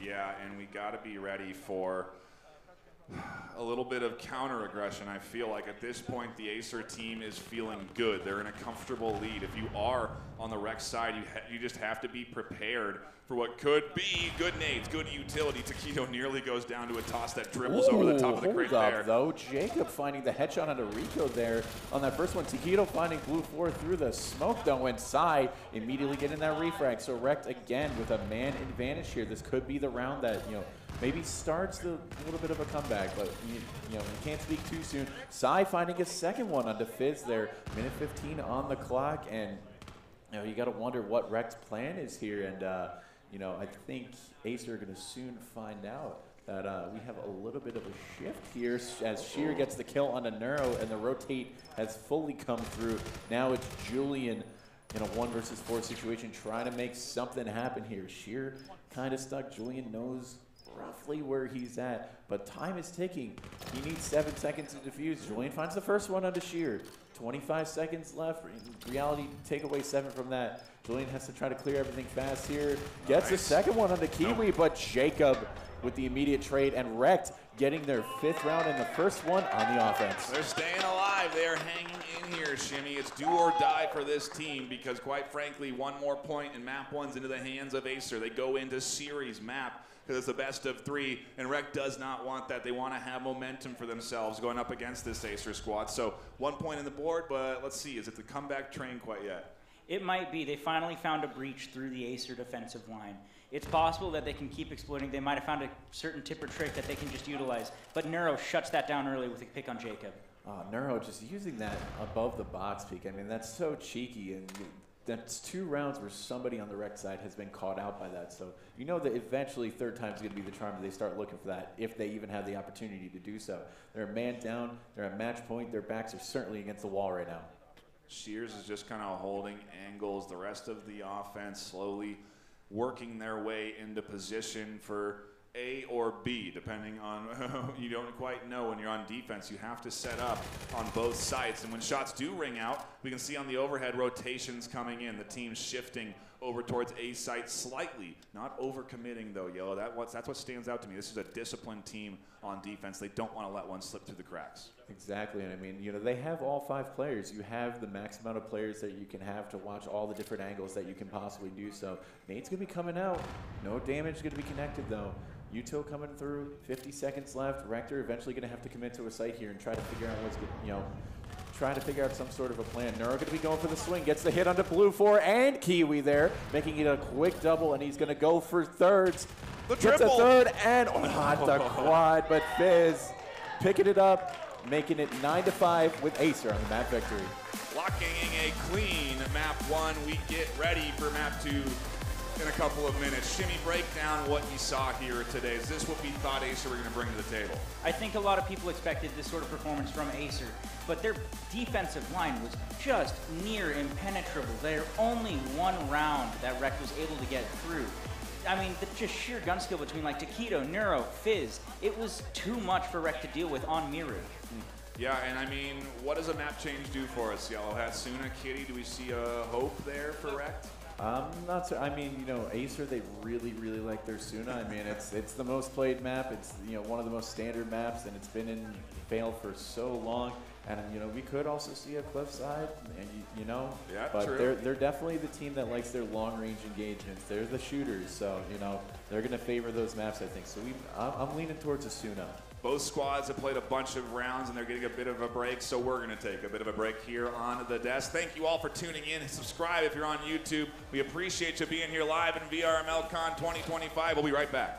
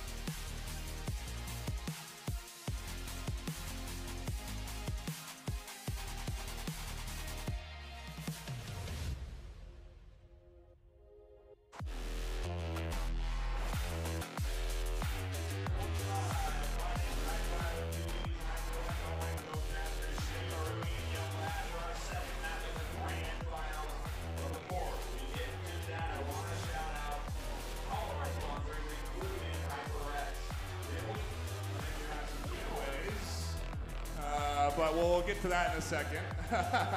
But eventually we'll have some giveaways. Some folks, if you are here at VRML CON, we have a ton of hardware from HyperX. They have given us a tremendous amount of gear at the end of the day. And I mean, it's like 40 giveaways with 20 full kits of HyperX hardware, B Haptics gear, Pro Tube stocks. I mean, all because of our sponsors and their support. So a big shout out to them for helping us and supporting us. And I think now Dimwee is ready to give away some stuff. Yes, we are ready to give away some more stuff. Now again, it's all the stuff in those grab bags, keyboard, mouse pad, headset.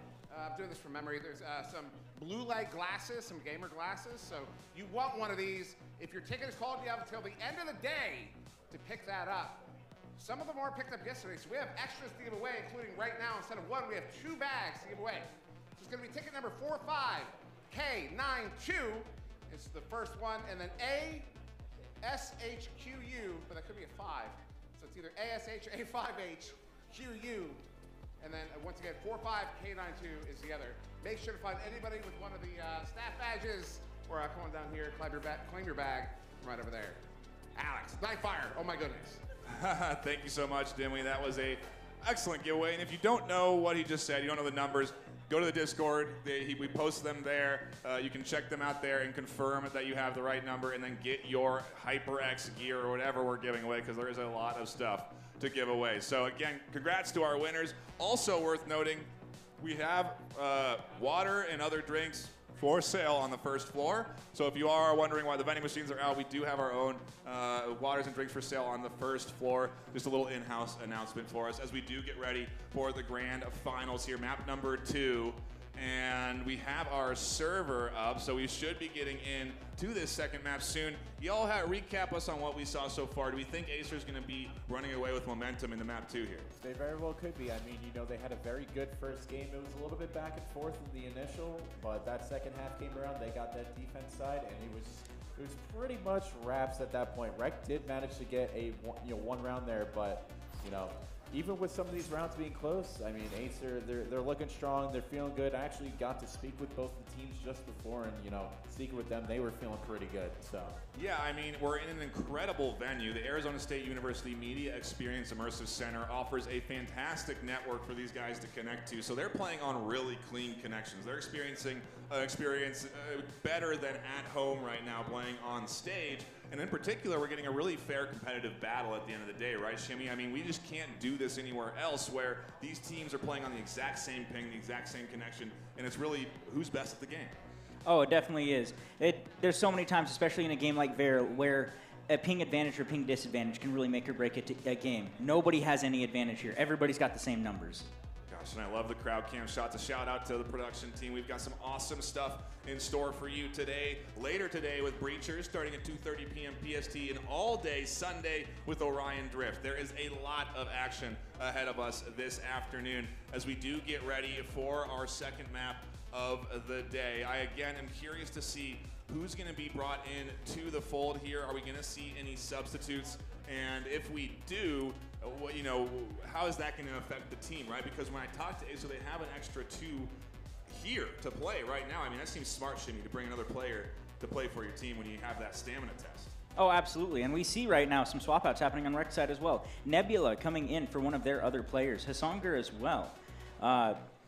Yeah, no, these teams came prepared. They brought in full rosters.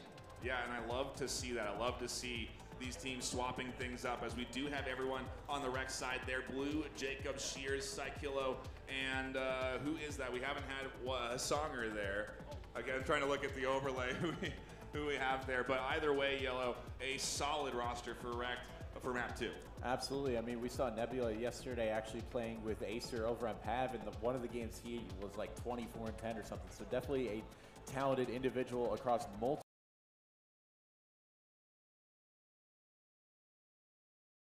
of 3 here, but you know, we'll see as we get these players in the lobby. It looks like we do see it. We appreciate all of you tuning in, hanging out, and enjoying the action this afternoon at VRML CON. An incredibly unique experience, only possible because of the support from developers. AEXLAB coming in and giving us cash, and enabling us to do something like this, to play this game on stage. It's not free at the end of the day, so their support is crucial in enabling us to bring VAIL to VRML CON this year. And they're also contributing with that $5,000 cash prize pool, so a big shout out to them. They are a fantastic developer, very dedicated to their game. You know, you love to see all the new skins coming out over there. They're focused on expanding the free-to-play options. I really think they're just trying to bring more people into VAIL. Oh yeah, AEXLAB has been a fantastic developer. They really care about their game. They really care about their community, their product. They put in so much work and so much effort to make VAIL the best game they possibly can make. Yeah, and I think we are just dealing with a technical pit stop here as our tech crew deals with maybe charging a new battery or whatever, and maybe a time to shout out Bobo Yellow Hat. I mean, when we're talking about playing for a long time, BOBO VR helps extend that battery life. Absolutely. I mean, I have a Bobo strap myself, and you know, I have 2 battery packs, and you can get infinite standalone gaming pretty much. I mean, the normal Quest battery life is like 2.5 hours, give or take, and then you slap a Bobo on there, you're getting at least 4 or 5 hours, and then you could just swap batteries over and over again, and it's just, you can play standalone for forever. So they make a really comfy head strap, and you know, I can personally vouch for it. And you can see some of them actually have a circle on the front. That's an air conditioning. Yeah, good thing for us in Arizona, but fortunately, because we're in the Mix Center, we don't need extra fans. We've got AC, it's a beautiful venue. We're here in the main stage right now, the second biggest screen in Arizona, and we're also ready to get into our game as round number 1 starts. We're here for our grand finals. Let's hear it in Arizona. Let's hear it in the Mix Center for REKT versus AESIR.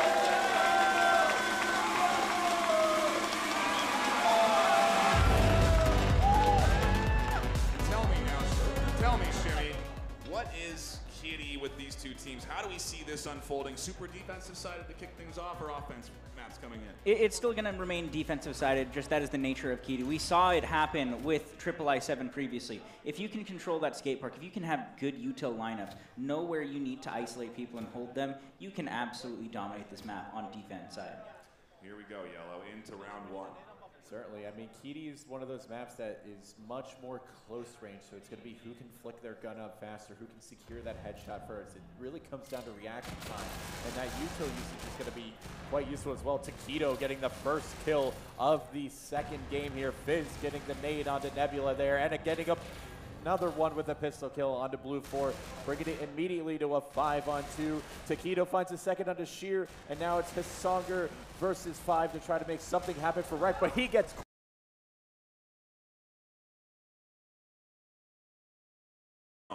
They really are. That was a risky move by REKT, sending everybody through the cave. Yes, they utilized good util to try and mask their numbers there, but unfortunately the gun skill is just too good on Taquito, trying to hold Taquito and Fizz trying to hold that B site. They just weren't quite able to get any sort of picks that they needed. Let's see how round 2 unfolds with rifles in hand, Yellow Hat. Pistols are always a little contentious on how those play out. Yeah, and it's interesting because, I mean, everybody here is going with the MK, which seems to be the primary rifle of, the game and everything. We see one AK-12 onto Taquito there, but otherwise, I mean, you'd expect to see some SMGs with this closer range map, but, all these players, the rifle, it gets the job done.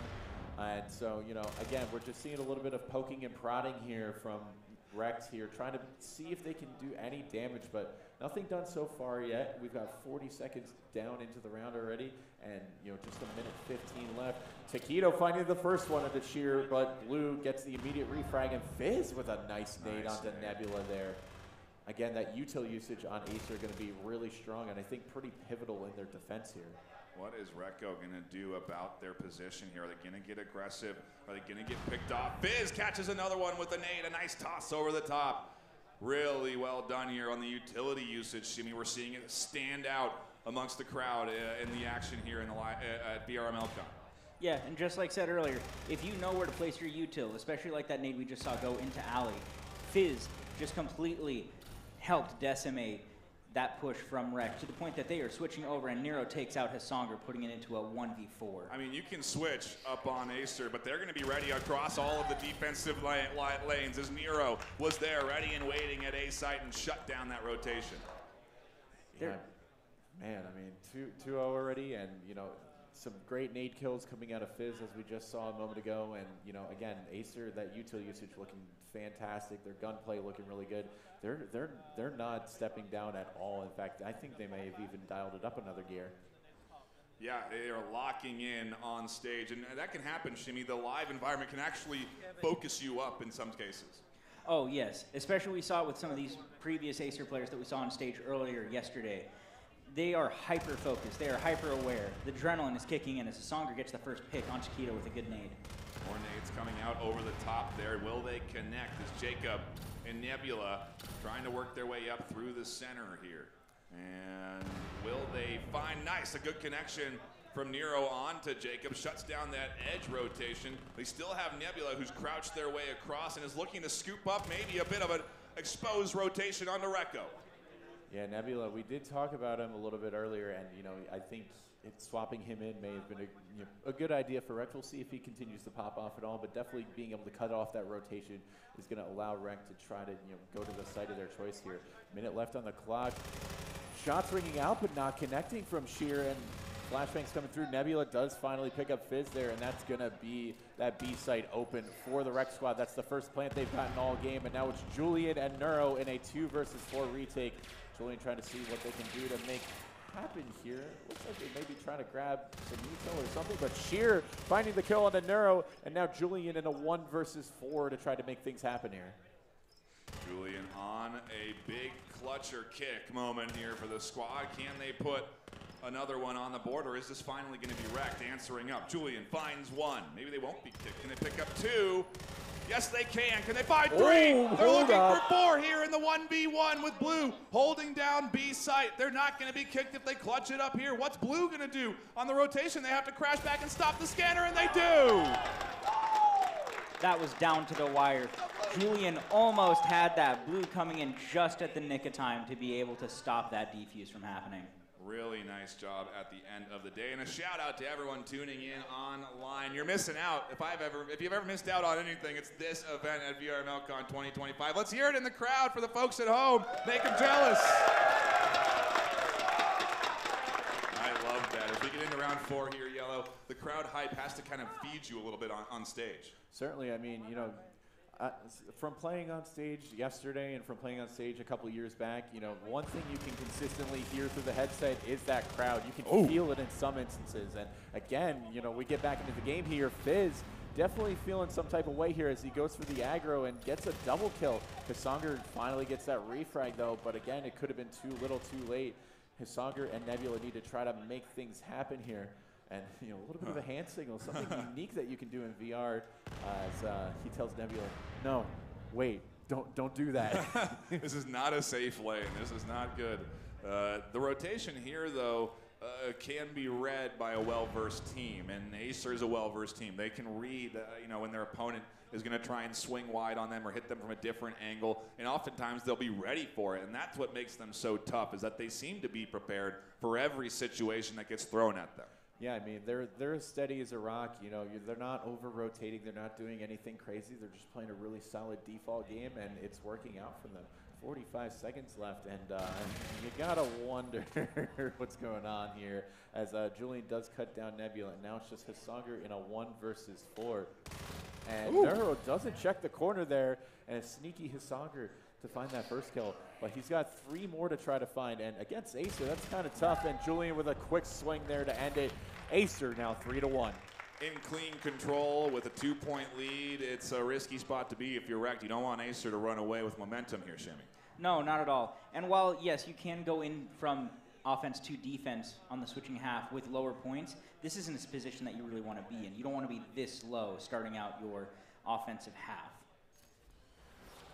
But we're close, I feel, Yellowhead, as REKT keep this into we say Kitty, a super defensive sided, in my opinion, way more than any other map. And to get 1 point, 2 points, 3 points on offense might just be enough.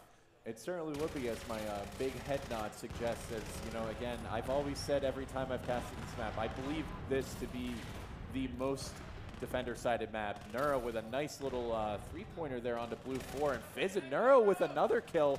Nebula finds Fizz, but Rico immediately with that refrag, and now Sheer in a 1 versus 4. And just like that, a quick round for AESIR. Blink and you'd miss it. 4-1 out the gate here. A locked-in lead for AESIR in our first map. But again, defense decided on Kitty. So we really got to just focus on the unique opportunities that come out from this REKT side on the attack, because standard defensive wins, it's what you expect from an AESIR squad. Oh yeah, that impenetrable defensive line just being a staple that they have continued to demonstrate game after game today. Certainly, but getting into it now, again, you know, we were talking about, is 2 rounds, is 3 rounds enough on that offense? And I mean, REKT just need to find some sort of an answer here. You know, even just an opening pick can really help them here. And I think AESIR have been continually the ones to get those opening picks on their defense here, which has really just kind of put a halt in any sort of REKT offense. It's a bit of a hush on the battlefield right now as these teams slow things up just a bit. In particular, it almost feels like AESIR on defense are slowing things down themselves, which is kind of odd to do on defense. Well, I mean, if you're able to get control of the pace of the match on the defense, that's a bit of a problem, as typically your offense is going to be that one, you know, do you want to go fast? Do you want to take it really slow? They're the ones that should be ideally controlling that pace, but if you're letting the defense do that, you know, you can see Fizz sometimes getting aggro early in the rounds. If you're letting them do that, then that's a problem. Fizz gets that opening pick on Jacob. Again, AESIR the first to get the pick on the round, so that's putting them immediately at the advantage. And REKT on the hunt for more here as they do take shots down main lane. Fizz scoops up one. Gonna try and rotate up as his Songer on the hunt, trying to make an impact for their team in this round. They want to put REKT on the board. They want to get REKT into map 3, because that's what's at stake right now in this best of 3. If they don't manage to find 4 points here, then it's going to be season done. VRML CON performance done at VAIL for REKT. And that's pressure, Yellow Hat. That is pressure. That's what is at stake as REKT finds Nebula. $5,000 on the line has to be ringing in their mind at the back of it as Julian finds his Songer and AESIR get closer to the cash. Yeah, and you can definitely tell if you look at AESIR on stage. I mean, they are feeling the absolute adrenaline. They are feeling good. Everything is working out for them right now, and you know, they're just 4 rounds away from, again, getting one of those shiny medals and a little bit of prize cash. Yeah, they are. They are close. Doing well here this afternoon in our first grand finals of the day, but not the last. Breacher is coming up after this at 2:30 p.m. PST to start the multi-stage event for the semifinals and then the grand finals shortly after. So a lot to look forward to for today. Although we are getting close to the end of VAIL, we still have a lot left for the con. So it's, well, let's see, as AESIR are in a comfortable lead, but again, it's their defensive half. So when we swap sides, that's when we can start to anticipate REKT getting back into things. And Sheer does find the pick onto Rico, but Fizz initially found a grenade, so, you know, it's still even. Neuro finds one. Can he find the double? He's firing, but Nebula going to be able to take him out. And Nebula actually has a good amount of sight control here. Fizz trying to see if he can, you know, maybe find some way into here. Fizz ringing out some shots. Julian close by. 3 versus 2. REKT, for once, have the man advantage here. And again, that standard does go down finally, so that time is ticking for that AESIR squad. This could be a REKT round here unless AESIR have anything to say about it. Fizz gets taken out, and Julian, just like that, goes down from Nebula, who finds himself a triple kill in the round. A huge clutch moment for Nebula there, and we're seeing them consistently this afternoon on both sides. The clutch or kick moments really setting up these teams for success. Oh, definitely so, definitely so. And it looks like REKT has finally cracked the code. One, bringing in Nebula, somebody that's able to get them that site control, to get them those kills that they need to open up site. They have finally put the second point on the board. They've been trying all day to try and find the way around this AESIR defense, and it's finally happening. Well, I only got one more round to work around the defense here, and then we swap sides. We go to pistols, and it's defense for the REKT squad. And oh no, disaster as Taquito picks up a multi-kill there and puts them down to 3 real quick. Fizz with a nade and a kill themselves for a double. Just like that, the offensive side for REKT gets denied entry. That was a huge denial, and it's crazy. You know, we have the ability to, you know, see outlines and lasers, and you're thinking like, oh, hey, there's 4 REKT people peeking one guy, and Taquito walks away with 2 of them. That was just a catastrophe, unfortunately, for REKT. It looked like they were ready for that. They were ready to get that third round on the board, but it just fell away from their hands as Taquito pulled it away. Alrighty, but again, Nebula, you know, we've been talking about him quite a lot, so we'll see. You know, he's being tested here. 50 seconds left on that clock, and so, you know, you got to wonder what's going on here. And that time is ticking, and shots ring out. Gets tagged up a little bit. Yuto goes out. 40 seconds. A little wag of the finger for the camera. But wave 2. Again, the unique beauty of VR is that you can, you know, manipulate your character however you want. So, yeah. We'll see what Nebula does. There's no saving needed in this game. The last round of the half, and you don't carry economy through round to round anyway, so no real reason to tuck back too far as Nebula does go to the back corner of the map and just maybe buys time. I mean, if there is a arguably strategical reason to do this, it's to kind of slow down what has been AESIR consistently winning rounds. You're using the full time of this half to kind of ice them a little bit before you side swap. You do make a good point on that. You know, instead of just kind of running in and dying, like, you know, he can just kind of go to the back of the map, let REKT talk strats, figure out what you're going to do on defense, and, you know, just go from there. Yeah, I mean, interesting, Shimmy. I mean, that's something new that we're seeing. Really, only something you would do here in a live environment. Very much so, very much so. I mean, there is no pause button, there is no timeout right now. So, taking that moment to just go to the back, get a little extra time for you guys to talk through, figure out what you need to do for the following half, that is crucial. Yeah, it's very unique in the sense that in comparison to other shooters, between side swaps, between these big moments, you don't have a break. There's no real opportunity to discuss strategy for your defensive half. You just have to be ready for what is a pretty aggressive defense here. That's coming in from Nebula. Again, the standout shooter today, it feels like on Kitty, on the hunt for early kills on defense here. Yeah, Nebula's at least denying entry into the alleyways. He gets a second kill on a Rico. Can he make it a third? Oh my goodness, on a Taquito there. Completely shutting down that pistol round, but Fizz is still alive, and that scanner is down. Fizz, another player of note, 13 and 5 on the board, trying to see if he can make it happen. It's a 4 versus 2 retake, and he's getting double peeked by both sides here, so the REKT defense slowly coming in here. 25 seconds left on the clock. Blue 4 and Nebula picking up kills there, and REKT with the pistol. On the board in a vital moment, Shimmy, their defensive opener. Let's set the pace. Let's have a couple left alive through this pistol round and get comfortable in our defense. That is key defense for you, and excellently well done by REKT. Holding down the fort, isolating those picks out. Nebula specifically getting that 4K. We saw him pop off on Pavlov yesterday, and he is doing it again in VAIL. That's not easy, Yellow Hat, to be performing at a high level across multiple games. It's something really that you want to do here at Con because it gives you more chance at cash prizing. Yeah. I mean, I will say, having played, you know, a lot of us in here have played multiple VR FPS games. You can try to get them to feel the exact same as the one that you're already familiar with, but sometimes that's just not the case. They all have their own unique differences in them. So, again, 3 to 6. A lot of util reigning in here as AESIR looking to try to make things happen over on this offense.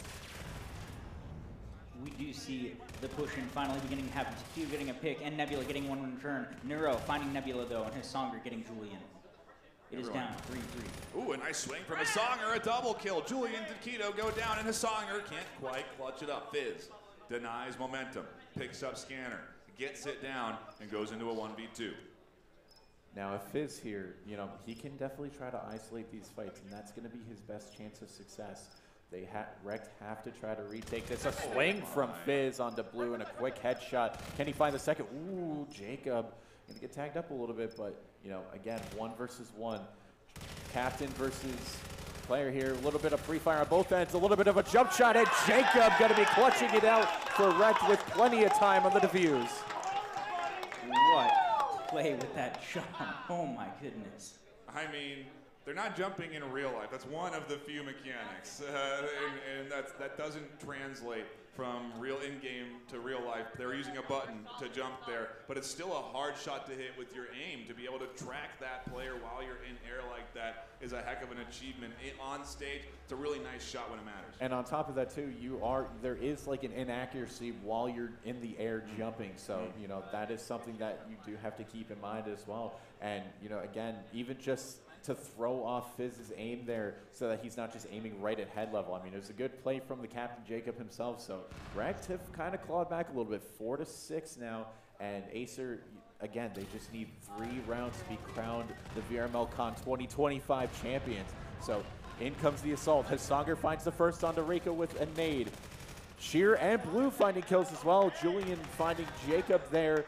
But now a 2 versus 4. That Scanner somehow still goes down. And AESIR needing to defend here as long as possible. Here comes the retake from this AESIR squad.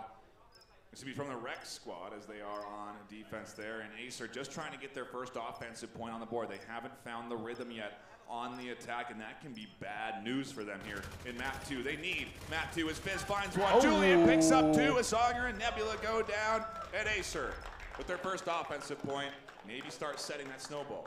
What a turnaround. I thought this was going to go straight in REKT's favor. There was health down. It was a 2v3. But no, Fizz said no. So did Julian, and they retook that entire area, completely cleared out REKT. I mean, it's AESIR versus REKT. It's exactly what you expect in a map 2 when the series is on the line, as AESIR are getting closer and closer to locking in that cash prize and finishing off VAIL at VRML CON.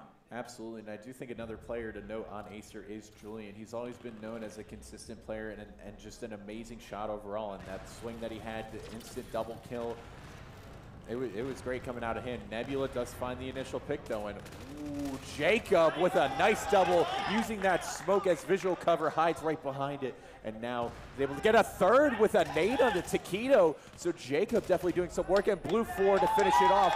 REKT pick up a round just like that. I mean, hey, it's Kitty, it's defensive sided. That is basically Kitty in a nutshell when it's defensive sided. 4 left alive, absolutely shutting down entry. Absolutely, and that play that Jacob did with the smoke, that was cheeky. That was brilliant. Getting revenge for that previous round, taking out both Julian and Fizz. You love to see it when it matters most. To take the risk like that is awesome, as REKT battle every inch of the way for this first map of their what would need to be 2 in a row, because they've lost map 1 and it's a best of 3. So limited opportunities ahead of them, and only a couple of points necessary for AESIR to lock it in, as they again still have a 2-point lead. It's getting chipped away though. REKT are looking good on defense here. There's a nice nade that doesn't quite connect to Nebula. Blue finds Nero instead. Shears picks up Rekko. What's Fizz up to? Apparently not being in the round anymore, as Nebula lays him out with a UMP, and now a 2 versus 5 for AESIR to try to make happen here. Taquito, again, we did talk about Taquito a little bit, but apparently not enough, because Jacob takes him out as well, and now it's Julian in a 1 versus 5 against REKT. So we've seen a bit of a momentum and mental shift here from REKT now. Minute 5 left on that clock, and now Julian back against the wall in a 1 versus 5. And again, the pressures could be getting to AESIR. They're only 2 rounds away from victory. Nebula finds the kill, the standout sub that they brought in this map, absolutely helping REKT lock in points. I can't tell you how happy I am to see a UMP in play. UMP was my favorite gun to use on Kitty. Nebula's doing exactly what I used to do, where you use a UMP, you pick up an M4 for longer range, but you utilize that UMP on A site, and they are dominating with it. Look at the KDs here. Fizz 17 and 9, almost into the 20 bomb range. That's impressive on stage. Comparably, Nebula doing a great job at 15 and 9. Yeah, I mean, we did say both Fizz and Nebula were standout players, and you're seeing that in person right now, folks. So, again, Yuto being exchanged. Ooh, Neuro somehow gets Nebula there, even though he had the swing and the entire advantage there. So, Neuro, again, another standout player. HaSanger does find Taquito there. A lot of pre-fire coming through, and HaSanger and Sheer just laying it down over on that B site. 2 versus 3. Neuro, Rico to try to make things happen here. But, again, all 3 players full health over on the REKT side. The beauty of the players being here is that they can come correct you when you say their name wrong. So he said it's Rekko. is what I've been informed. It's not Rico. I know. I say Rico. It's Reko. That's the official pronunciation reported to us. So it's great. I love to meet these people in person and know that I've been pronouncing their name wrong for 3 seasons. But now here we are on stage, and I've got it right as Reko tucks in as one of 2 alive. All right, Neuro going to be throwing a little bit of util there. 40 seconds left on that clock. And again, I mean, the round has come to a screeching halt. And, you know, AESIR trying to just see whatever gap that they can find. Hisanger finds one and a double just like that. A 4K for Hisanger there. Oh, Hisanger performing great today. It looks like these subs are really putting in the work. They're really changing up the game. We have finally come back to a tie.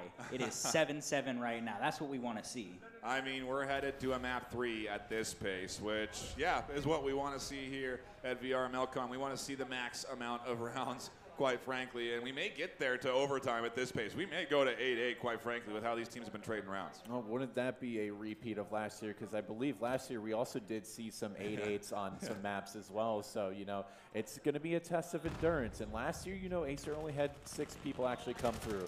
But this time they've got their full squad, so they're going to be able to, you know, potentially win that endurance battle. Taquito finds the first pick there. Fizz finding Sheer, and AESIR have accelerated onto the site as Blue 4 does find one, but Neuro immediately gets a refrag, and Nebula finding Neuro there, but 2 versus 3 and a retake situation could be difficult for REKT here. A rotation on offense with a scanner down. That's going to be tough. How is the retake going to go for REKT? They need this point to put them up to map point, to put them up to a map 3. And a nice kill from Taquito shuts down Nebula, advancing up to the midfield.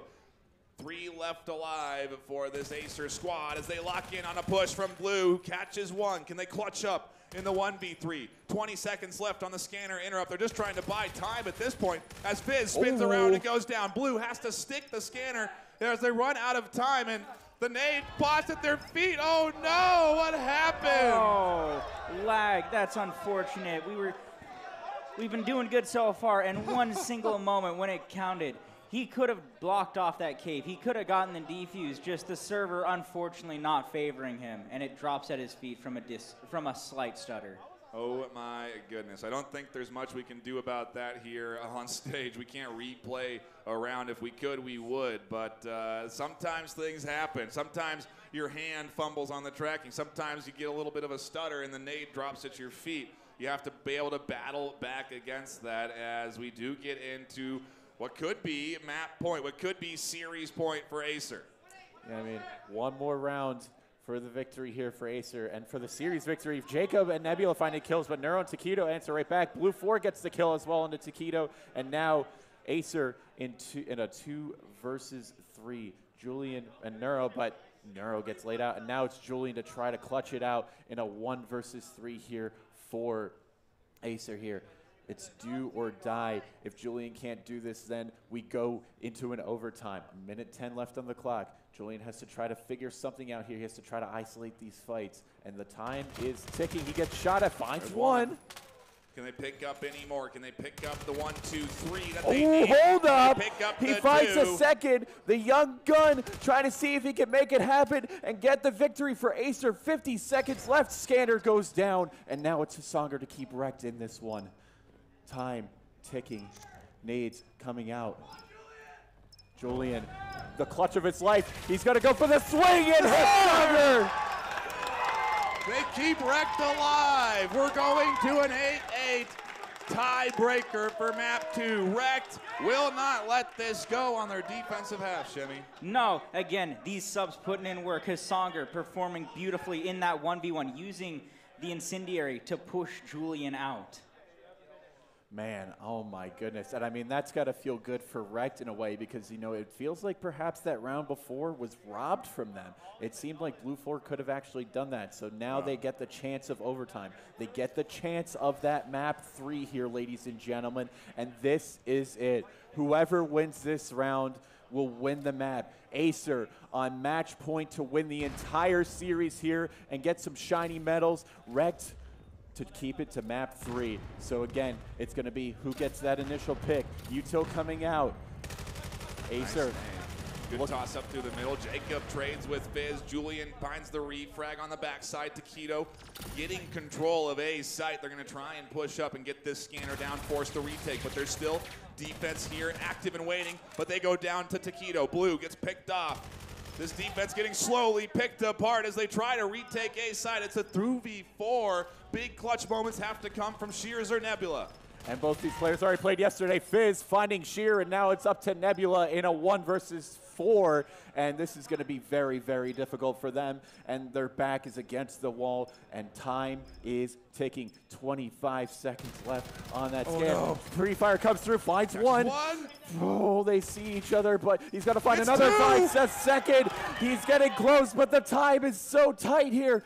2 members left of AESIR, and Murrow puts it to a close, and AESIR are going to win it all. They are our VRML CON champions. Congratulations to AESIR. What a match. That was so close. That was so close between AESIR and REKT for Kitty. Just back and forth.